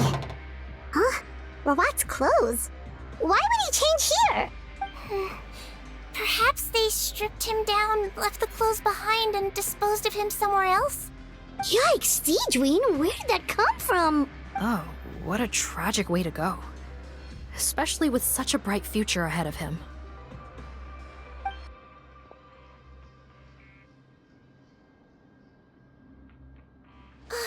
There's a path leading further on, Officer Morgan. Let's keep up the pace.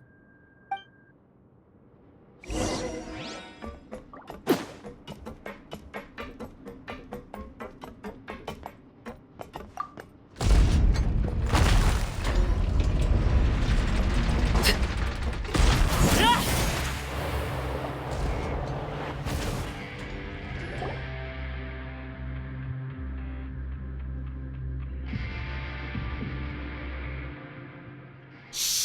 There's a whole bunch of people in there.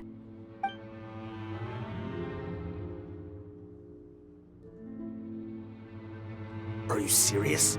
You're telling us that within a day, our faces are going to rot like yours? Fontanian physiology changed dramatically after that great flood, and it's not as compatible with this face-changing solution as before. The side effects are as you can see. Why didn't you say anything before we all used it? Look, my plan got you all out of prison, didn't it? You'd have much bigger problems to worry about right now if the Marechaussee Phantom found out about your other crimes. Consider an ugly mug getting off lightly. Ugh. You're just lucky we didn't leave you in there after you disappeared on us with no warning. We only let it slide because we're former partners. And now you have the gall to pull a stunt like this? Partners? Make no mistake, each of us is only looking out for himself. If you place too much trust in others, well, I'm afraid that's your problem. You hid things from me too. Remember how you each had a spare potion? You kept quiet about it until we planned the prison break? Oh, and you didn't have a secret spare? Then do you want to explain how you melted your face off before all this? Guys, that's enough. Calm down. It is what it is. Arguing won't change anything. What's the plan, Parton? I'm assuming you brought us here for a reason? There is no plan. We followed him here on the promise of more juice, but it turns out there ain't a drop here. Besides, what does it matter now anyway? He already said, even if we did get our hands on more of that stuff, switching faces again solves nothing. They're still gonna melt off eventually.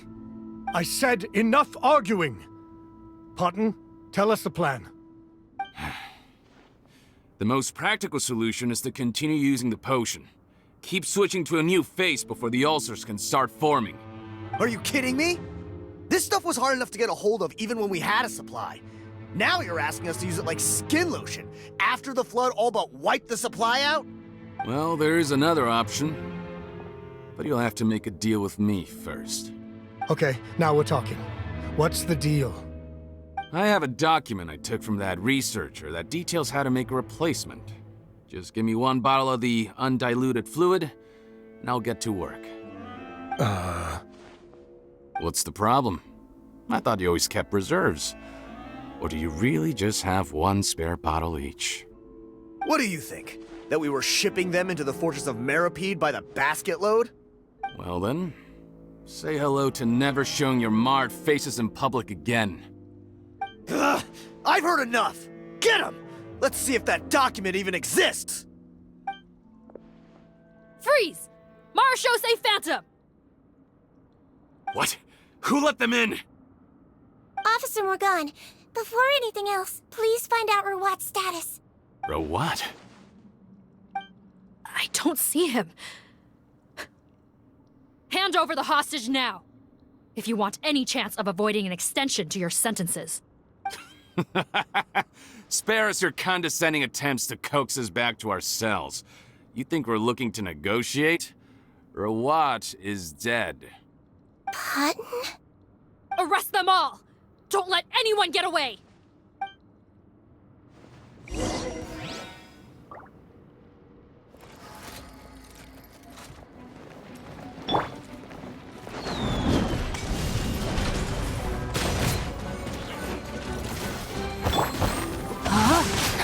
Rain Cutter! Our bond is strong! Transfixed!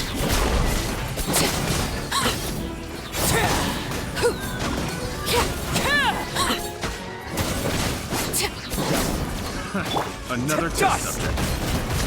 Witness my rise!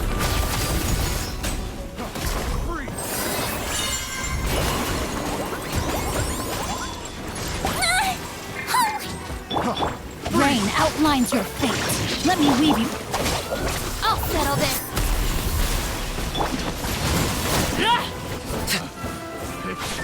The wrong test subject. Everlasting as the moon! Laid bare.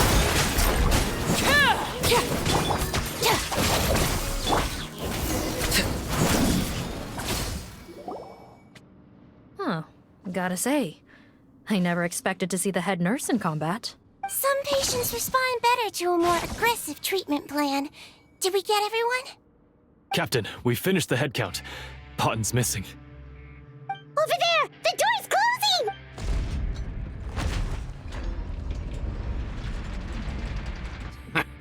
One group trying to arrest me, another trying to hunt me down.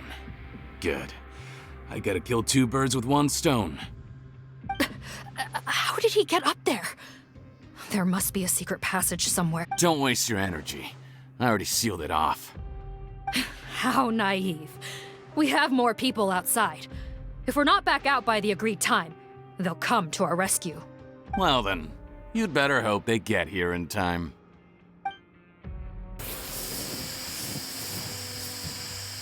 There's some kind of gas leaking from the pipes. Be careful, it's poisonous. This is our distribution center, where we store the product derived from our source solution. We had to use special fire prevention methods to prevent contamination. The pipe network here was designed to emit a gas for firefighting. One little modification later, and it makes an efficient death trap. Why would you do this? Your partners are here too. Oh, please. If they can't supply what I need, they're of no further use to me. Besides, I can't have them exposing my potential whereabouts. He's a maniac! Come on, we gotta find a way to open that door! Go ahead, struggle in vain. Once the last of you croaks, no one will ever find me again. Solo! Are you sure you're ready to leave, Potton? You haven't changed your dressing today. You can't cure my face, just give up. And what if I could? Nice try. You're just trying to stall me. Don't you worry about me. I'll find a way to cure my face once I get out of here. Oh, I doubt it. After all, Fontanians can no longer dissolve in primordial seawater. What the... How did you... The key component of the face-changing potion is the fluid left behind by dissolved Fontanians. It might look like ordinary water, but it has some unique elements in it. Before the flood, all Fontanians were oceanids, physiologically speaking. A potion made from that fluid could dissolve and reconstruct the face of a Fontanian in much the same way as hydroidolins change form. Theoretically, it could give someone any appearance they wished. But since the flood, Fontanians have become true humans. They can no longer provide the source material for this potion, nor reap its benefits. Are you saying this potion is made from Fontanians dissolved with primordial seawater? Then their crimes are far worse than I thought. How could you know all of this? No, wait. Of course! Well, well. So that's why you have a human appearance. It also means that I have a formula you're unaware of. The air's getting thicker. It's getting hard to breathe.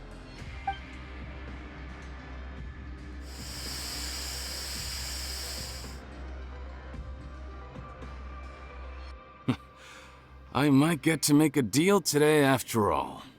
Alright, keep talking. How do you intend to give me the formula? Oh, it's not a formula, but a finished product. I have a bottle of it right here. What?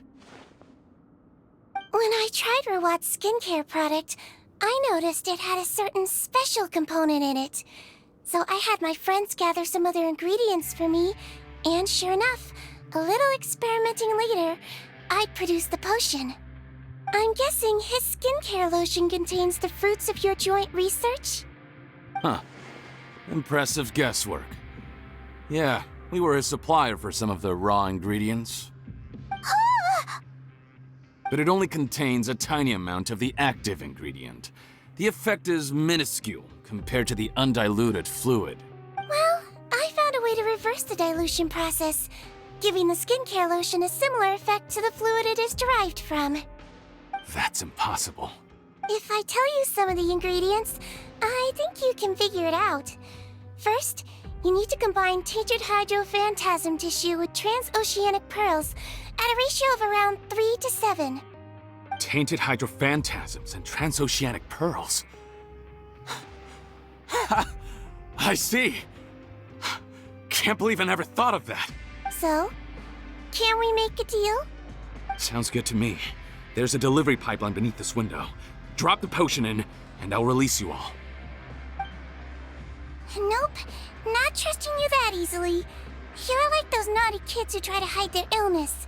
Open the sluice gate first, then I'll hand you the potion. Even if you're not bluffing, your potion won't cure my face permanently. You really think you have any leverage here? I'm not closing the valve this time. Clock's ticking. Fine, then I'll just stand here with the potion in my hand. And when I faint from the poison, I'll drop it and it'll be destroyed. No.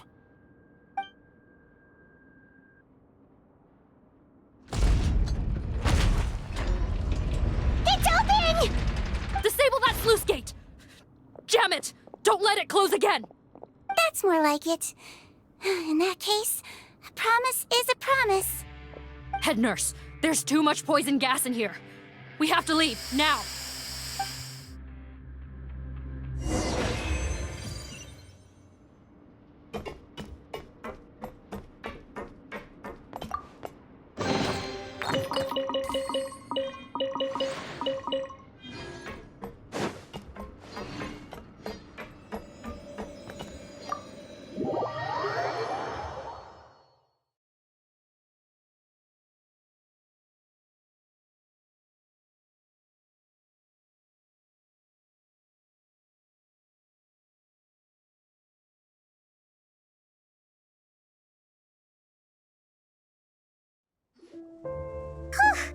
That was too close. That Potton is a real nasty piece of work. Oh, don't be too quick to sit down. Moving around a little will help relieve the soreness. Same goes for you, Traveler. Oh, but Paimon, you should be fine, right? Flying fast is pretty tiring too, actually. Anyway, that's not important right now. Paimon's still shocked to learn that there's a whole criminal operation going on behind that skincare lotion. Shame I ended up giving the improved version to Potton after finally making it for you. I'll make you some more, I promise. No, please don't. Paimon doesn't want to use that stuff anymore. Still, it was a pretty good job that Paimon wanted to buy some in the first place, huh? It ended up saving everyone's lives. That's gotta count for something. Yeah, Paimon was just kidding. Head nurse, I've done a final head count of our team and the criminals. Everyone's here and doing fine. We're ready to escort the fugitives back to the fortress of Meripede. It's a shame that we didn't find Rawat. At this point, I'm afraid he's probably deceased. What a horrible bunch. Especially that Potton guy. If he hadn't made good on that deal, we'd all be dead because of him. No, we wouldn't. I always keep a whole bunch of antidotes on me for emergencies, and one of them neutralizes that poison gas. We'd have been fine, even if you hadn't opened the gate. What? Then why did you give him the potion? If this is true, I must concur. Sorry to be blunt, but I think you made a bad decision by handing him that bottle. If he changes his appearance and flees Fontaine, it's unlikely that we'll ever find him. No matter how cooperative his accomplices are when we question them. No, you don't understand. I gave him the potion precisely so we could be sure where he'll go next. What do you mean? We gotta hurry. She won't last much longer.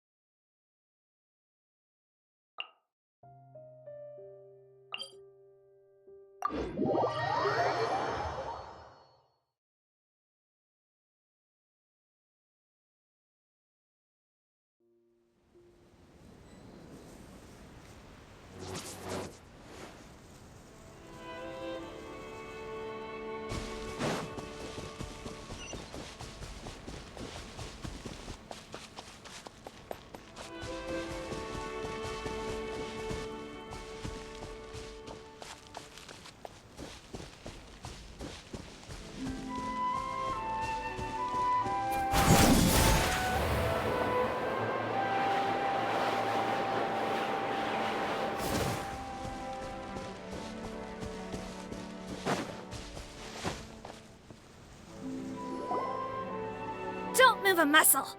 I might be short, but I pack a mean punch. Captain, you're just in time.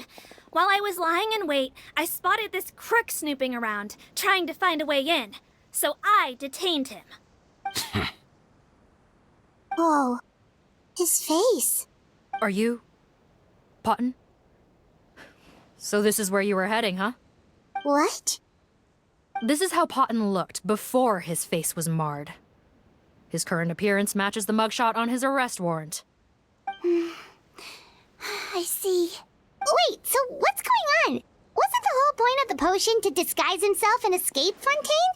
Why would he change back to his original face and run right into our trap? Enough of this nonsense. Let me in. You better pipe down. There's an old lady in there who's very sick.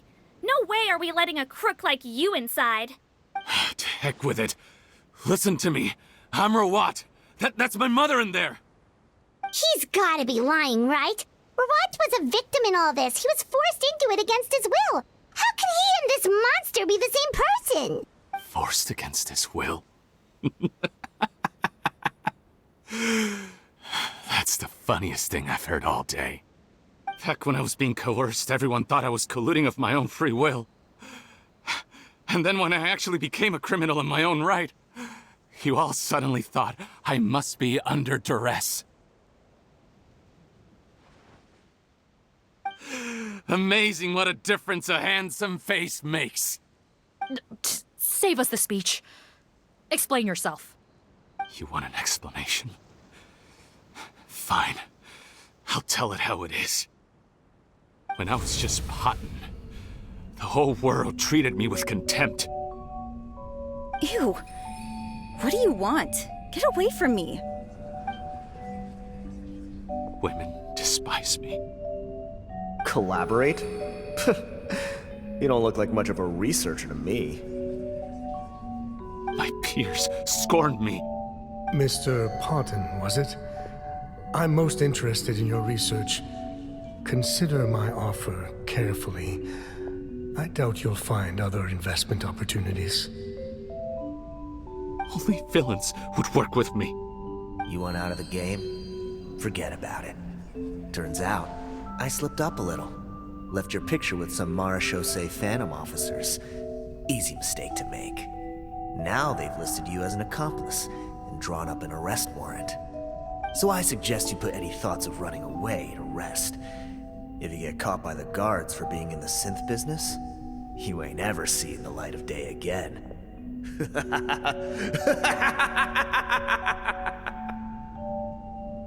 There was no way out for me. Until I could stop being Potton. Mr. Rawat, I have something I'd like to tell you. I became popular with women. This new potion you developed is fascinating. Genius, in fact. Would you consider working with me? I'd be happy to sign a licensing agreement. My peers looked up to me. I'm very interested in your research, sir. You must no doubt have offers from countless investors. So far be it from me to ask for a full collaboration, per se. I merely wanted to express my interest. No pressure at all, naturally. And the villains even began to fear me. Becoming Rawat showed me what a superficial world we live in. But I did not hold a grudge. After all, this superficiality could be made to work in my favor. Or so I thought.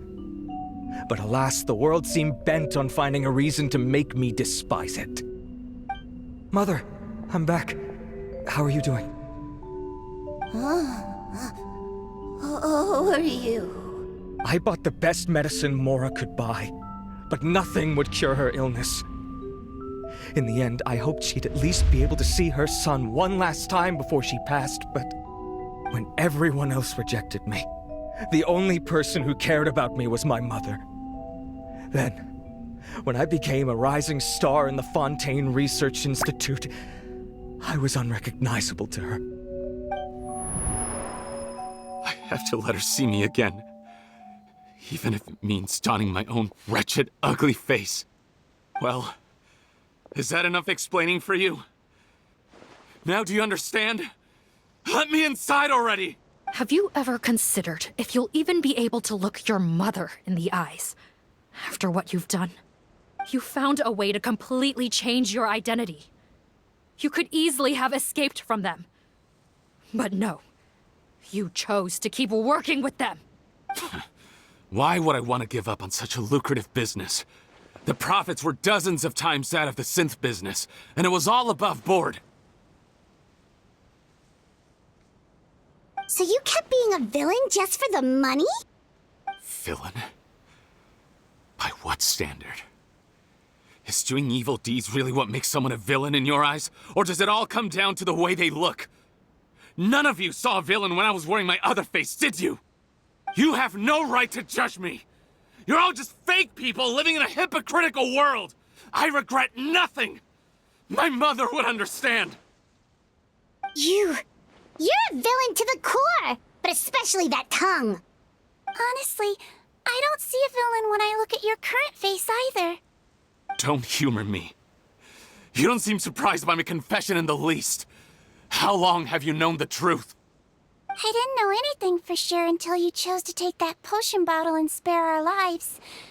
But if you're asking when I started suspecting you, it was the first time you came to see me at the infirmary. I had to confirm my suspicions. That's why I chose to join this investigation. Are you kidding me? A young, promising researcher and a wretched criminal? What on earth gave you the idea that they could be one and the same person? Well, there were no visual clues. This potion's face-changing effects are very powerful. Even as a Melazine, I couldn't see through the disguise. But I believe I understand humanity a little better than most of my kind. Humans have certain fundamental qualities that do not change with their appearance. Fundamental qualities, huh? So you think you're the one who's seen through me, do you? Most people probably don't know this, but I think I can guess what your deal is.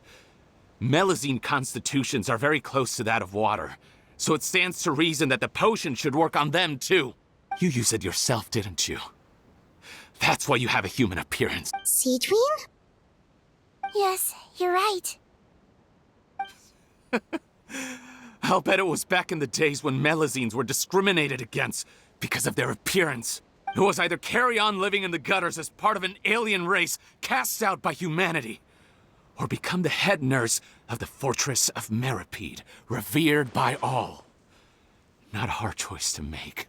It's a no. So you see, you and I were the same. And I'm the one who saw through you! That's not important right now. You came here to see your mother, didn't you? Well, I can grant you your wish.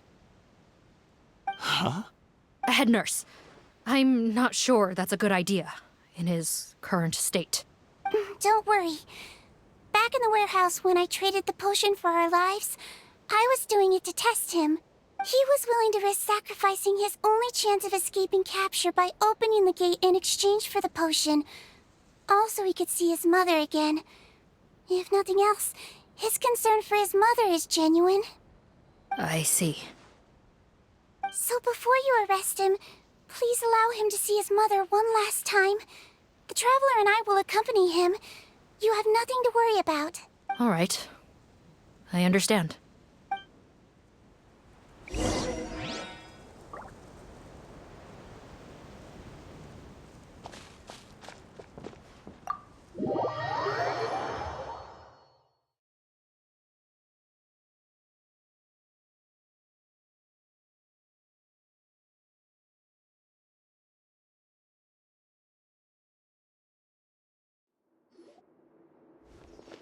Mom? It's me, Potton. Your son. You recognize me now, don't you? Mom, what's wrong? I'm sorry, but I have some bad news. I examined your mother last time we were here, and it appears that due to her prolonged fever, she's lost her eyesight. What? Your appearance no longer has any bearing on her ability to recognize you. But there are always other ways to remind our loved ones who we are. Wouldn't you say? No, it can't be. Please, Mom, open your eyes.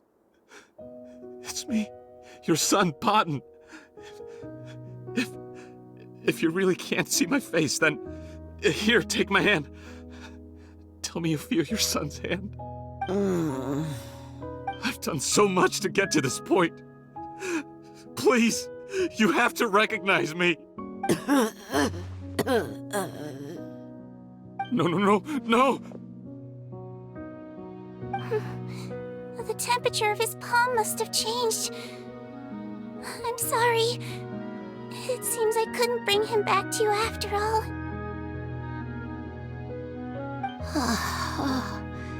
It's you. Thank you.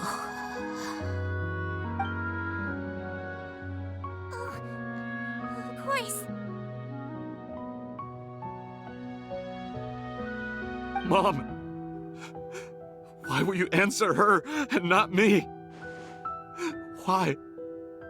Why? No more questions, Potton. She's gone. Mom? Mom? I'm sorry to say this, Potton, but you and I are not the same.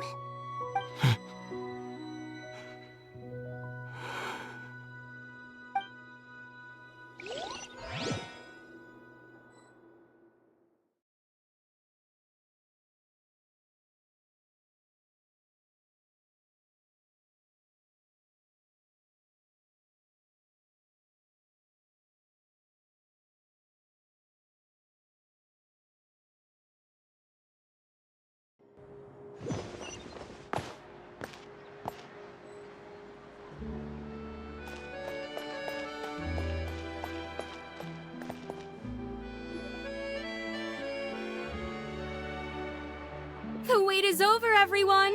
The sale of our new skincare product, Romaritime Essence, will now begin. Another skincare promotion! And it's selling as fast as last time. Wonder what people would think if they knew what was in the last batch. Oh, Sigewinne's here too! Hey, Sigewinne! Oh, Traveler Paimon, hello! Oh, I hope you two got a good rest yesterday after all your hard work. Of course! Nurse's orders, right? Anyway, are you here to take notes for your next article? Actually, I'm mostly here to help Officer Morgan wrap up yesterday's case. Ah, that reminds Paimon. That stuff sold like crazy, didn't it? Is it gonna cause huge problems? Nope, there's nothing to worry about. Unless modified, Butterfly Dew is an excellent skincare product that's completely safe to use. Besides, officers have already retrieved all Butterfly Dew purchased on the market. Now it's just a matter of disposal. After consulting Monsieur Nervulette, I came up with a way to neutralize any harmful effects, so it'll evaporate naturally without polluting water or soil.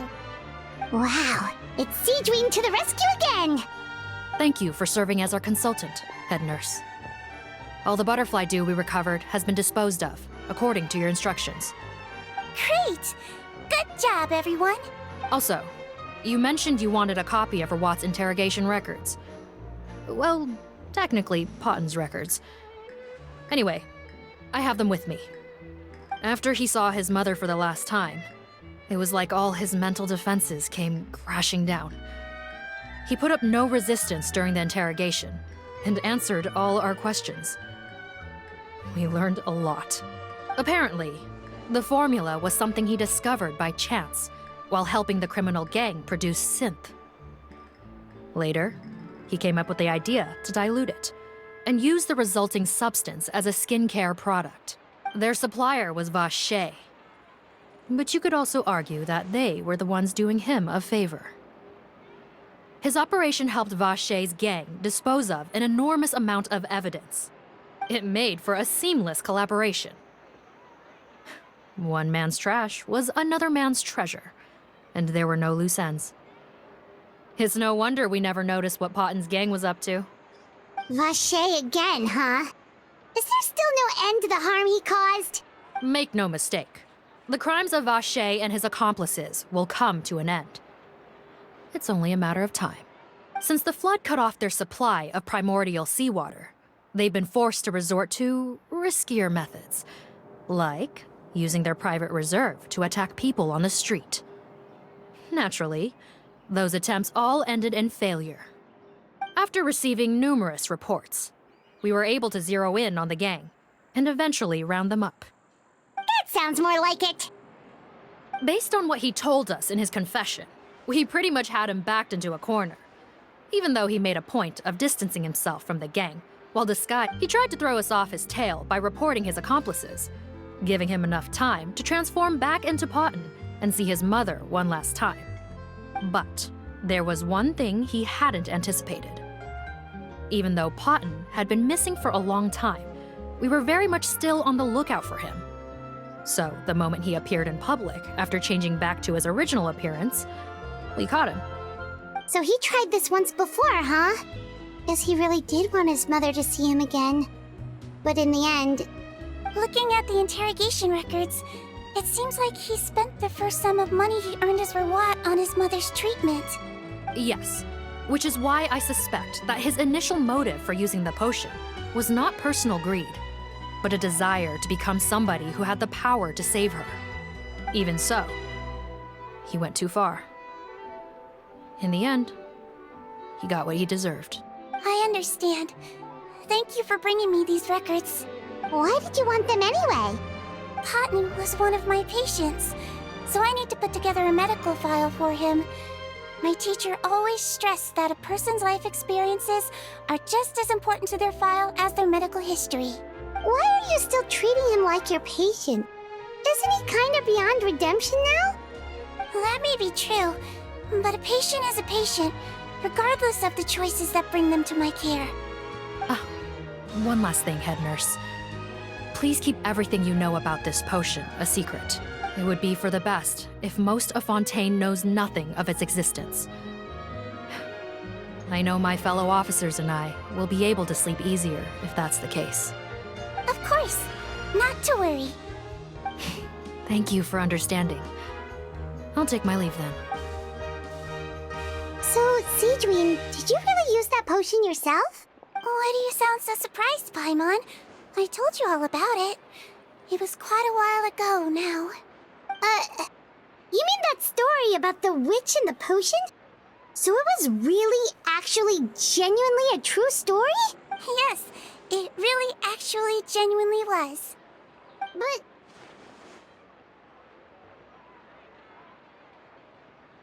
I know. There are some secrets I can't tell anyone about.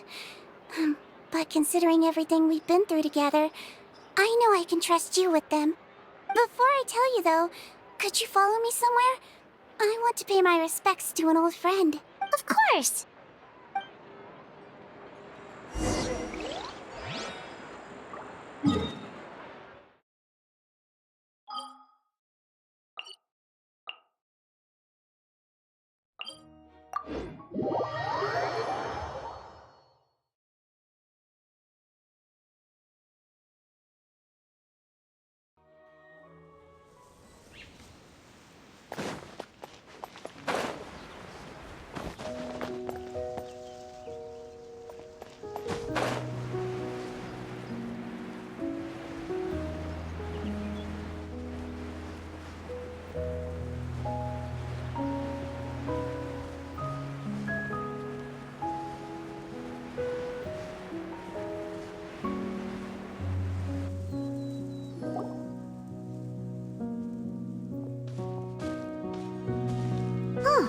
Nervalette and Risley, they're here too! Good to see you, Traveler.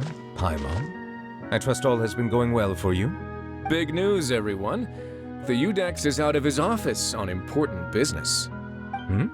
Is that genuinely something people would consider big news? Why wouldn't they? Important business is a big deal. Ah, yes, you're quite right. When someone you care about requires emotional support, being there for them at the right time and place is of the utmost importance. After reading the Maréchal Phantom's reports, I had a feeling a trip here might be in order. Take note. That, my friends, is how Monsieur Nervalette shows that he cares. We're both here for the same purpose, actually. to accompany Sigewinne as she pays her respects to her late teacher. So the old friend she mentioned was her teacher then? The witch? Oh, sorry. Paimon didn't mean to be rude. It's only because Sigewinne calls her that all the time, so... I doubt she considers that title to be offensive, Paimon. Don't worry. Indeed. In fact, I believe Sigewinne would take it as a sign of affection. She has spoken of this doctor on many occasions, and it sounds like she was a truly generous individual. In those days, many people harbored prejudices against Melusines. She was the only teacher willing to take Sigewinne on as a student. Wow. It's really nice of you two to be here for Sigewinne. Guess you guys really look out for your younger colleagues, huh? Younger colleague? Well, that might be true for the Udex, but I'm not sure I can say the same. Sigewinne served a sentence in the fortress of Meripede hundreds of years ago, and after she did her time, she decided to stick around. She's been an integral part of our administration ever since. Strictly speaking, the head nurse has been around longer than most people in the fortress, myself included. Pretty sure that makes me the younger colleague. She served a sentence? Yes. Long before I became Udex, there was an ancient law in Fontaine that prohibited any attempt to transform another species into a human. Initially, I and most researchers believed this law to have been imposed due to ethical concerns.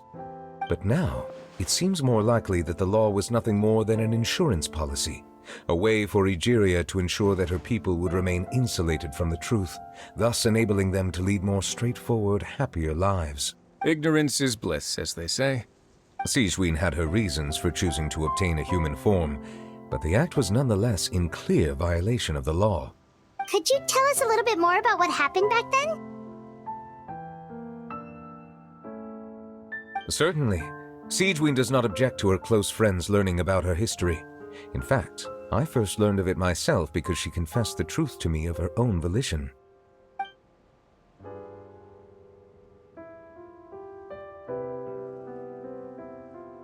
Even with their daughter so ill, they kicked you out? Stubborn as always. And prejudice isn't a disease I can cure either. Shame that I don't have the energy to get over there. You're laughable, you old witch.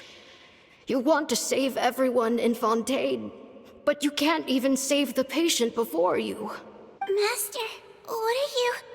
I discovered a strange disease, one I suspect that every Fontainian suffers from. But without witnesses or proof, no one will believe me. I had no choice but to experiment on myself to find a cure, but I hit a wall. And as you can see, it took a wretched toll on me. Then I'll find a cure for you, and then you can go cure her. There's no need. I am beyond saving now. There's nothing you can do. But, Master... As I said before, a doctor's duty is to treat whatever ailments they can. I know, but they don't trust me at all.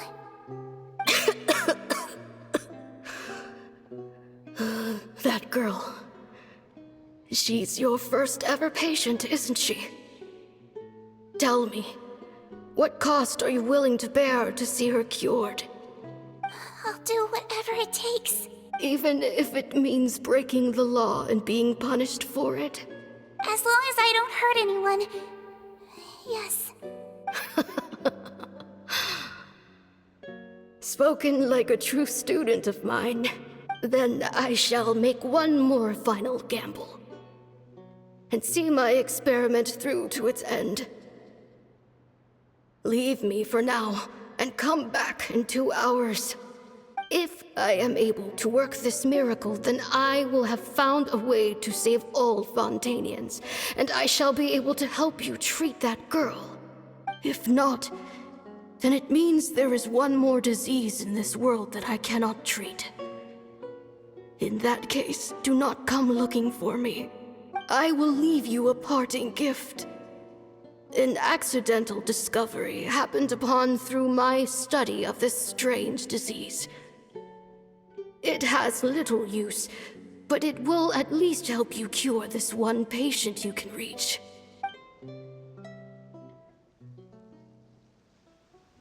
When Sigewinne returned, the miracle had not occurred. She found a potion bottle and a note on the table. After using the potion as instructed, she gained her current form, breaking Fontaine's law in the process. And after I had confirmed the veracity of the events, I gave my verdict. So that's what happened. I fear Sigewinne only understood the full story after the truth about the dissolution of Fontainians was uncovered. When I reflected on all this with that knowledge in hand, I felt a deep sense of regret. As I use the law to uphold justice, there are times when I cannot help but acknowledge its ruthlessness. After the final details of the events surrounding Sigewinne's transformation came to light, I checked several sources and, thankfully, the legal code does not require Sigewinne to shoulder any additional punishment. Wonder how she feels about all this. Since she invited you here, I imagine she intends to speak of these matters with you, no?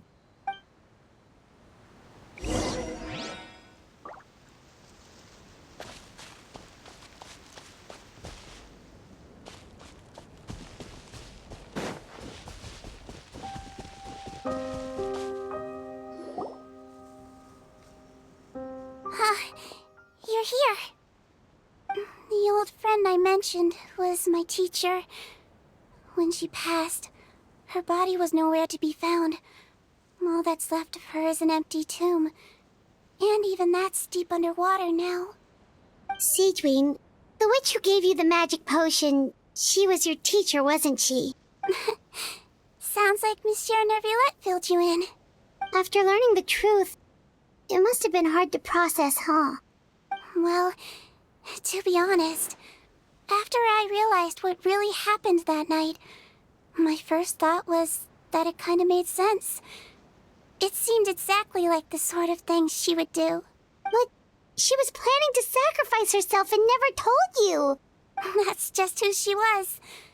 If lying is what it took to get a kid to take their medicine, then that's what she'd do. Alright, but why did you turn yourself in? I broke the law, simple as that. My teacher made her choice, and I made mine. True. It's just, the way Paimon framed it when he was asking you all those questions, it made Paimon really mad. You're not like him at all, and everything Neuvillette said confirms that. And yet, you were still convicted and thrown in prison. It just feels so unfair. Unfair? I happen to think just the opposite. If I hadn't served that time, I'm not sure I would have been able to stay strong when he was questioning me. What makes you say that? I knew you'd be curious. Let me tell you a story. The verdict came down. This Melusine is guilty. The Iudex defended the authority of Fontaine law, but he did not confiscate the Melusine's medical kit. And so, the Fortress of Meripede gained a new little doctor. She still wore her hood and raincoat, even though it never rained in the fortress. Perhaps thanks to her human appearance, no one refused her treatment. She treated more and more patients, and her sentence grew ever shorter. Finally, the people of the fortress could not live without her, and though her sentence ended, she did not leave them either. Then one day, she received an invitation from the outside world. The location seemed familiar, and when she arrived, an old lady was waiting for her. She saw right through the Melusine's disguise, but didn't reveal it. Instead, she asked a question. Tell me, why do you think you gained the respect of so many people, despite being a Melusine? Because I look like a human? It's been 50 years, Sigewinne, and you haven't aged a day. I think everyone knows you are not human. I finally found you, After all these years. I still remember, you know. It was you who saved me that night. But how? I was no longer a Melusine by then. Does it really matter if you're human or Melusine? I remember the warmth of your palm. It's quite unmistakable. And you know what? It hasn't changed one bit. You don't have to hide anymore, Sigewinne. These days, everyone wants to make friends with Melusines. And I think that it's all because of you. I'm sorry I couldn't say this until now, but thank you, Dr. Melusine. Now that's an ending Paimon can get behind.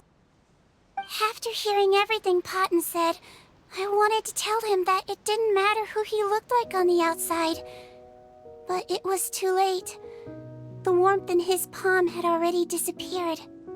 I tried to treat him, but the roots of his problem had nothing to do with his face. I understand. Thanks, you two. I appreciate you being here for me while I talk this through. Oh, it's nothing. Our pleasure. Oh, there's one more reason I invited you here.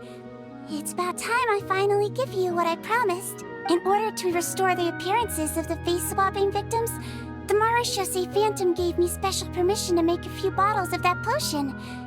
And I made one extra just for you two. We don't need it though. Shouldn't we destroy it? Well, even if you chose to destroy it, I still thought I should give it to you first. You two did so much for me. How could I break my promise? Well, fair enough, but anyway, Paimon's definitely not interested in this stuff anymore. Still, if this is the very last bottle in all of Teyvat, getting rid of it would feel like kind of a waste. Maybe we can give it a special meaning somehow. Oh, Paimon's got it! Melusine physiology wasn't affected by the Great Flood, right? So that means the potion should have a permanent effect on you. In that case, what do you say, Sigewinne? Ever thought about transforming back to the way you used to look? After all, from a Melusine point of view, Paimon bets Melusines look the cutest of all. Paimon, after everything, do you really think it matters whether I'm Melusine or a human? Well... What was Paimon thinking? You made up your mind a long time ago. Yeah, let's just destroy this thing. Leave it to me.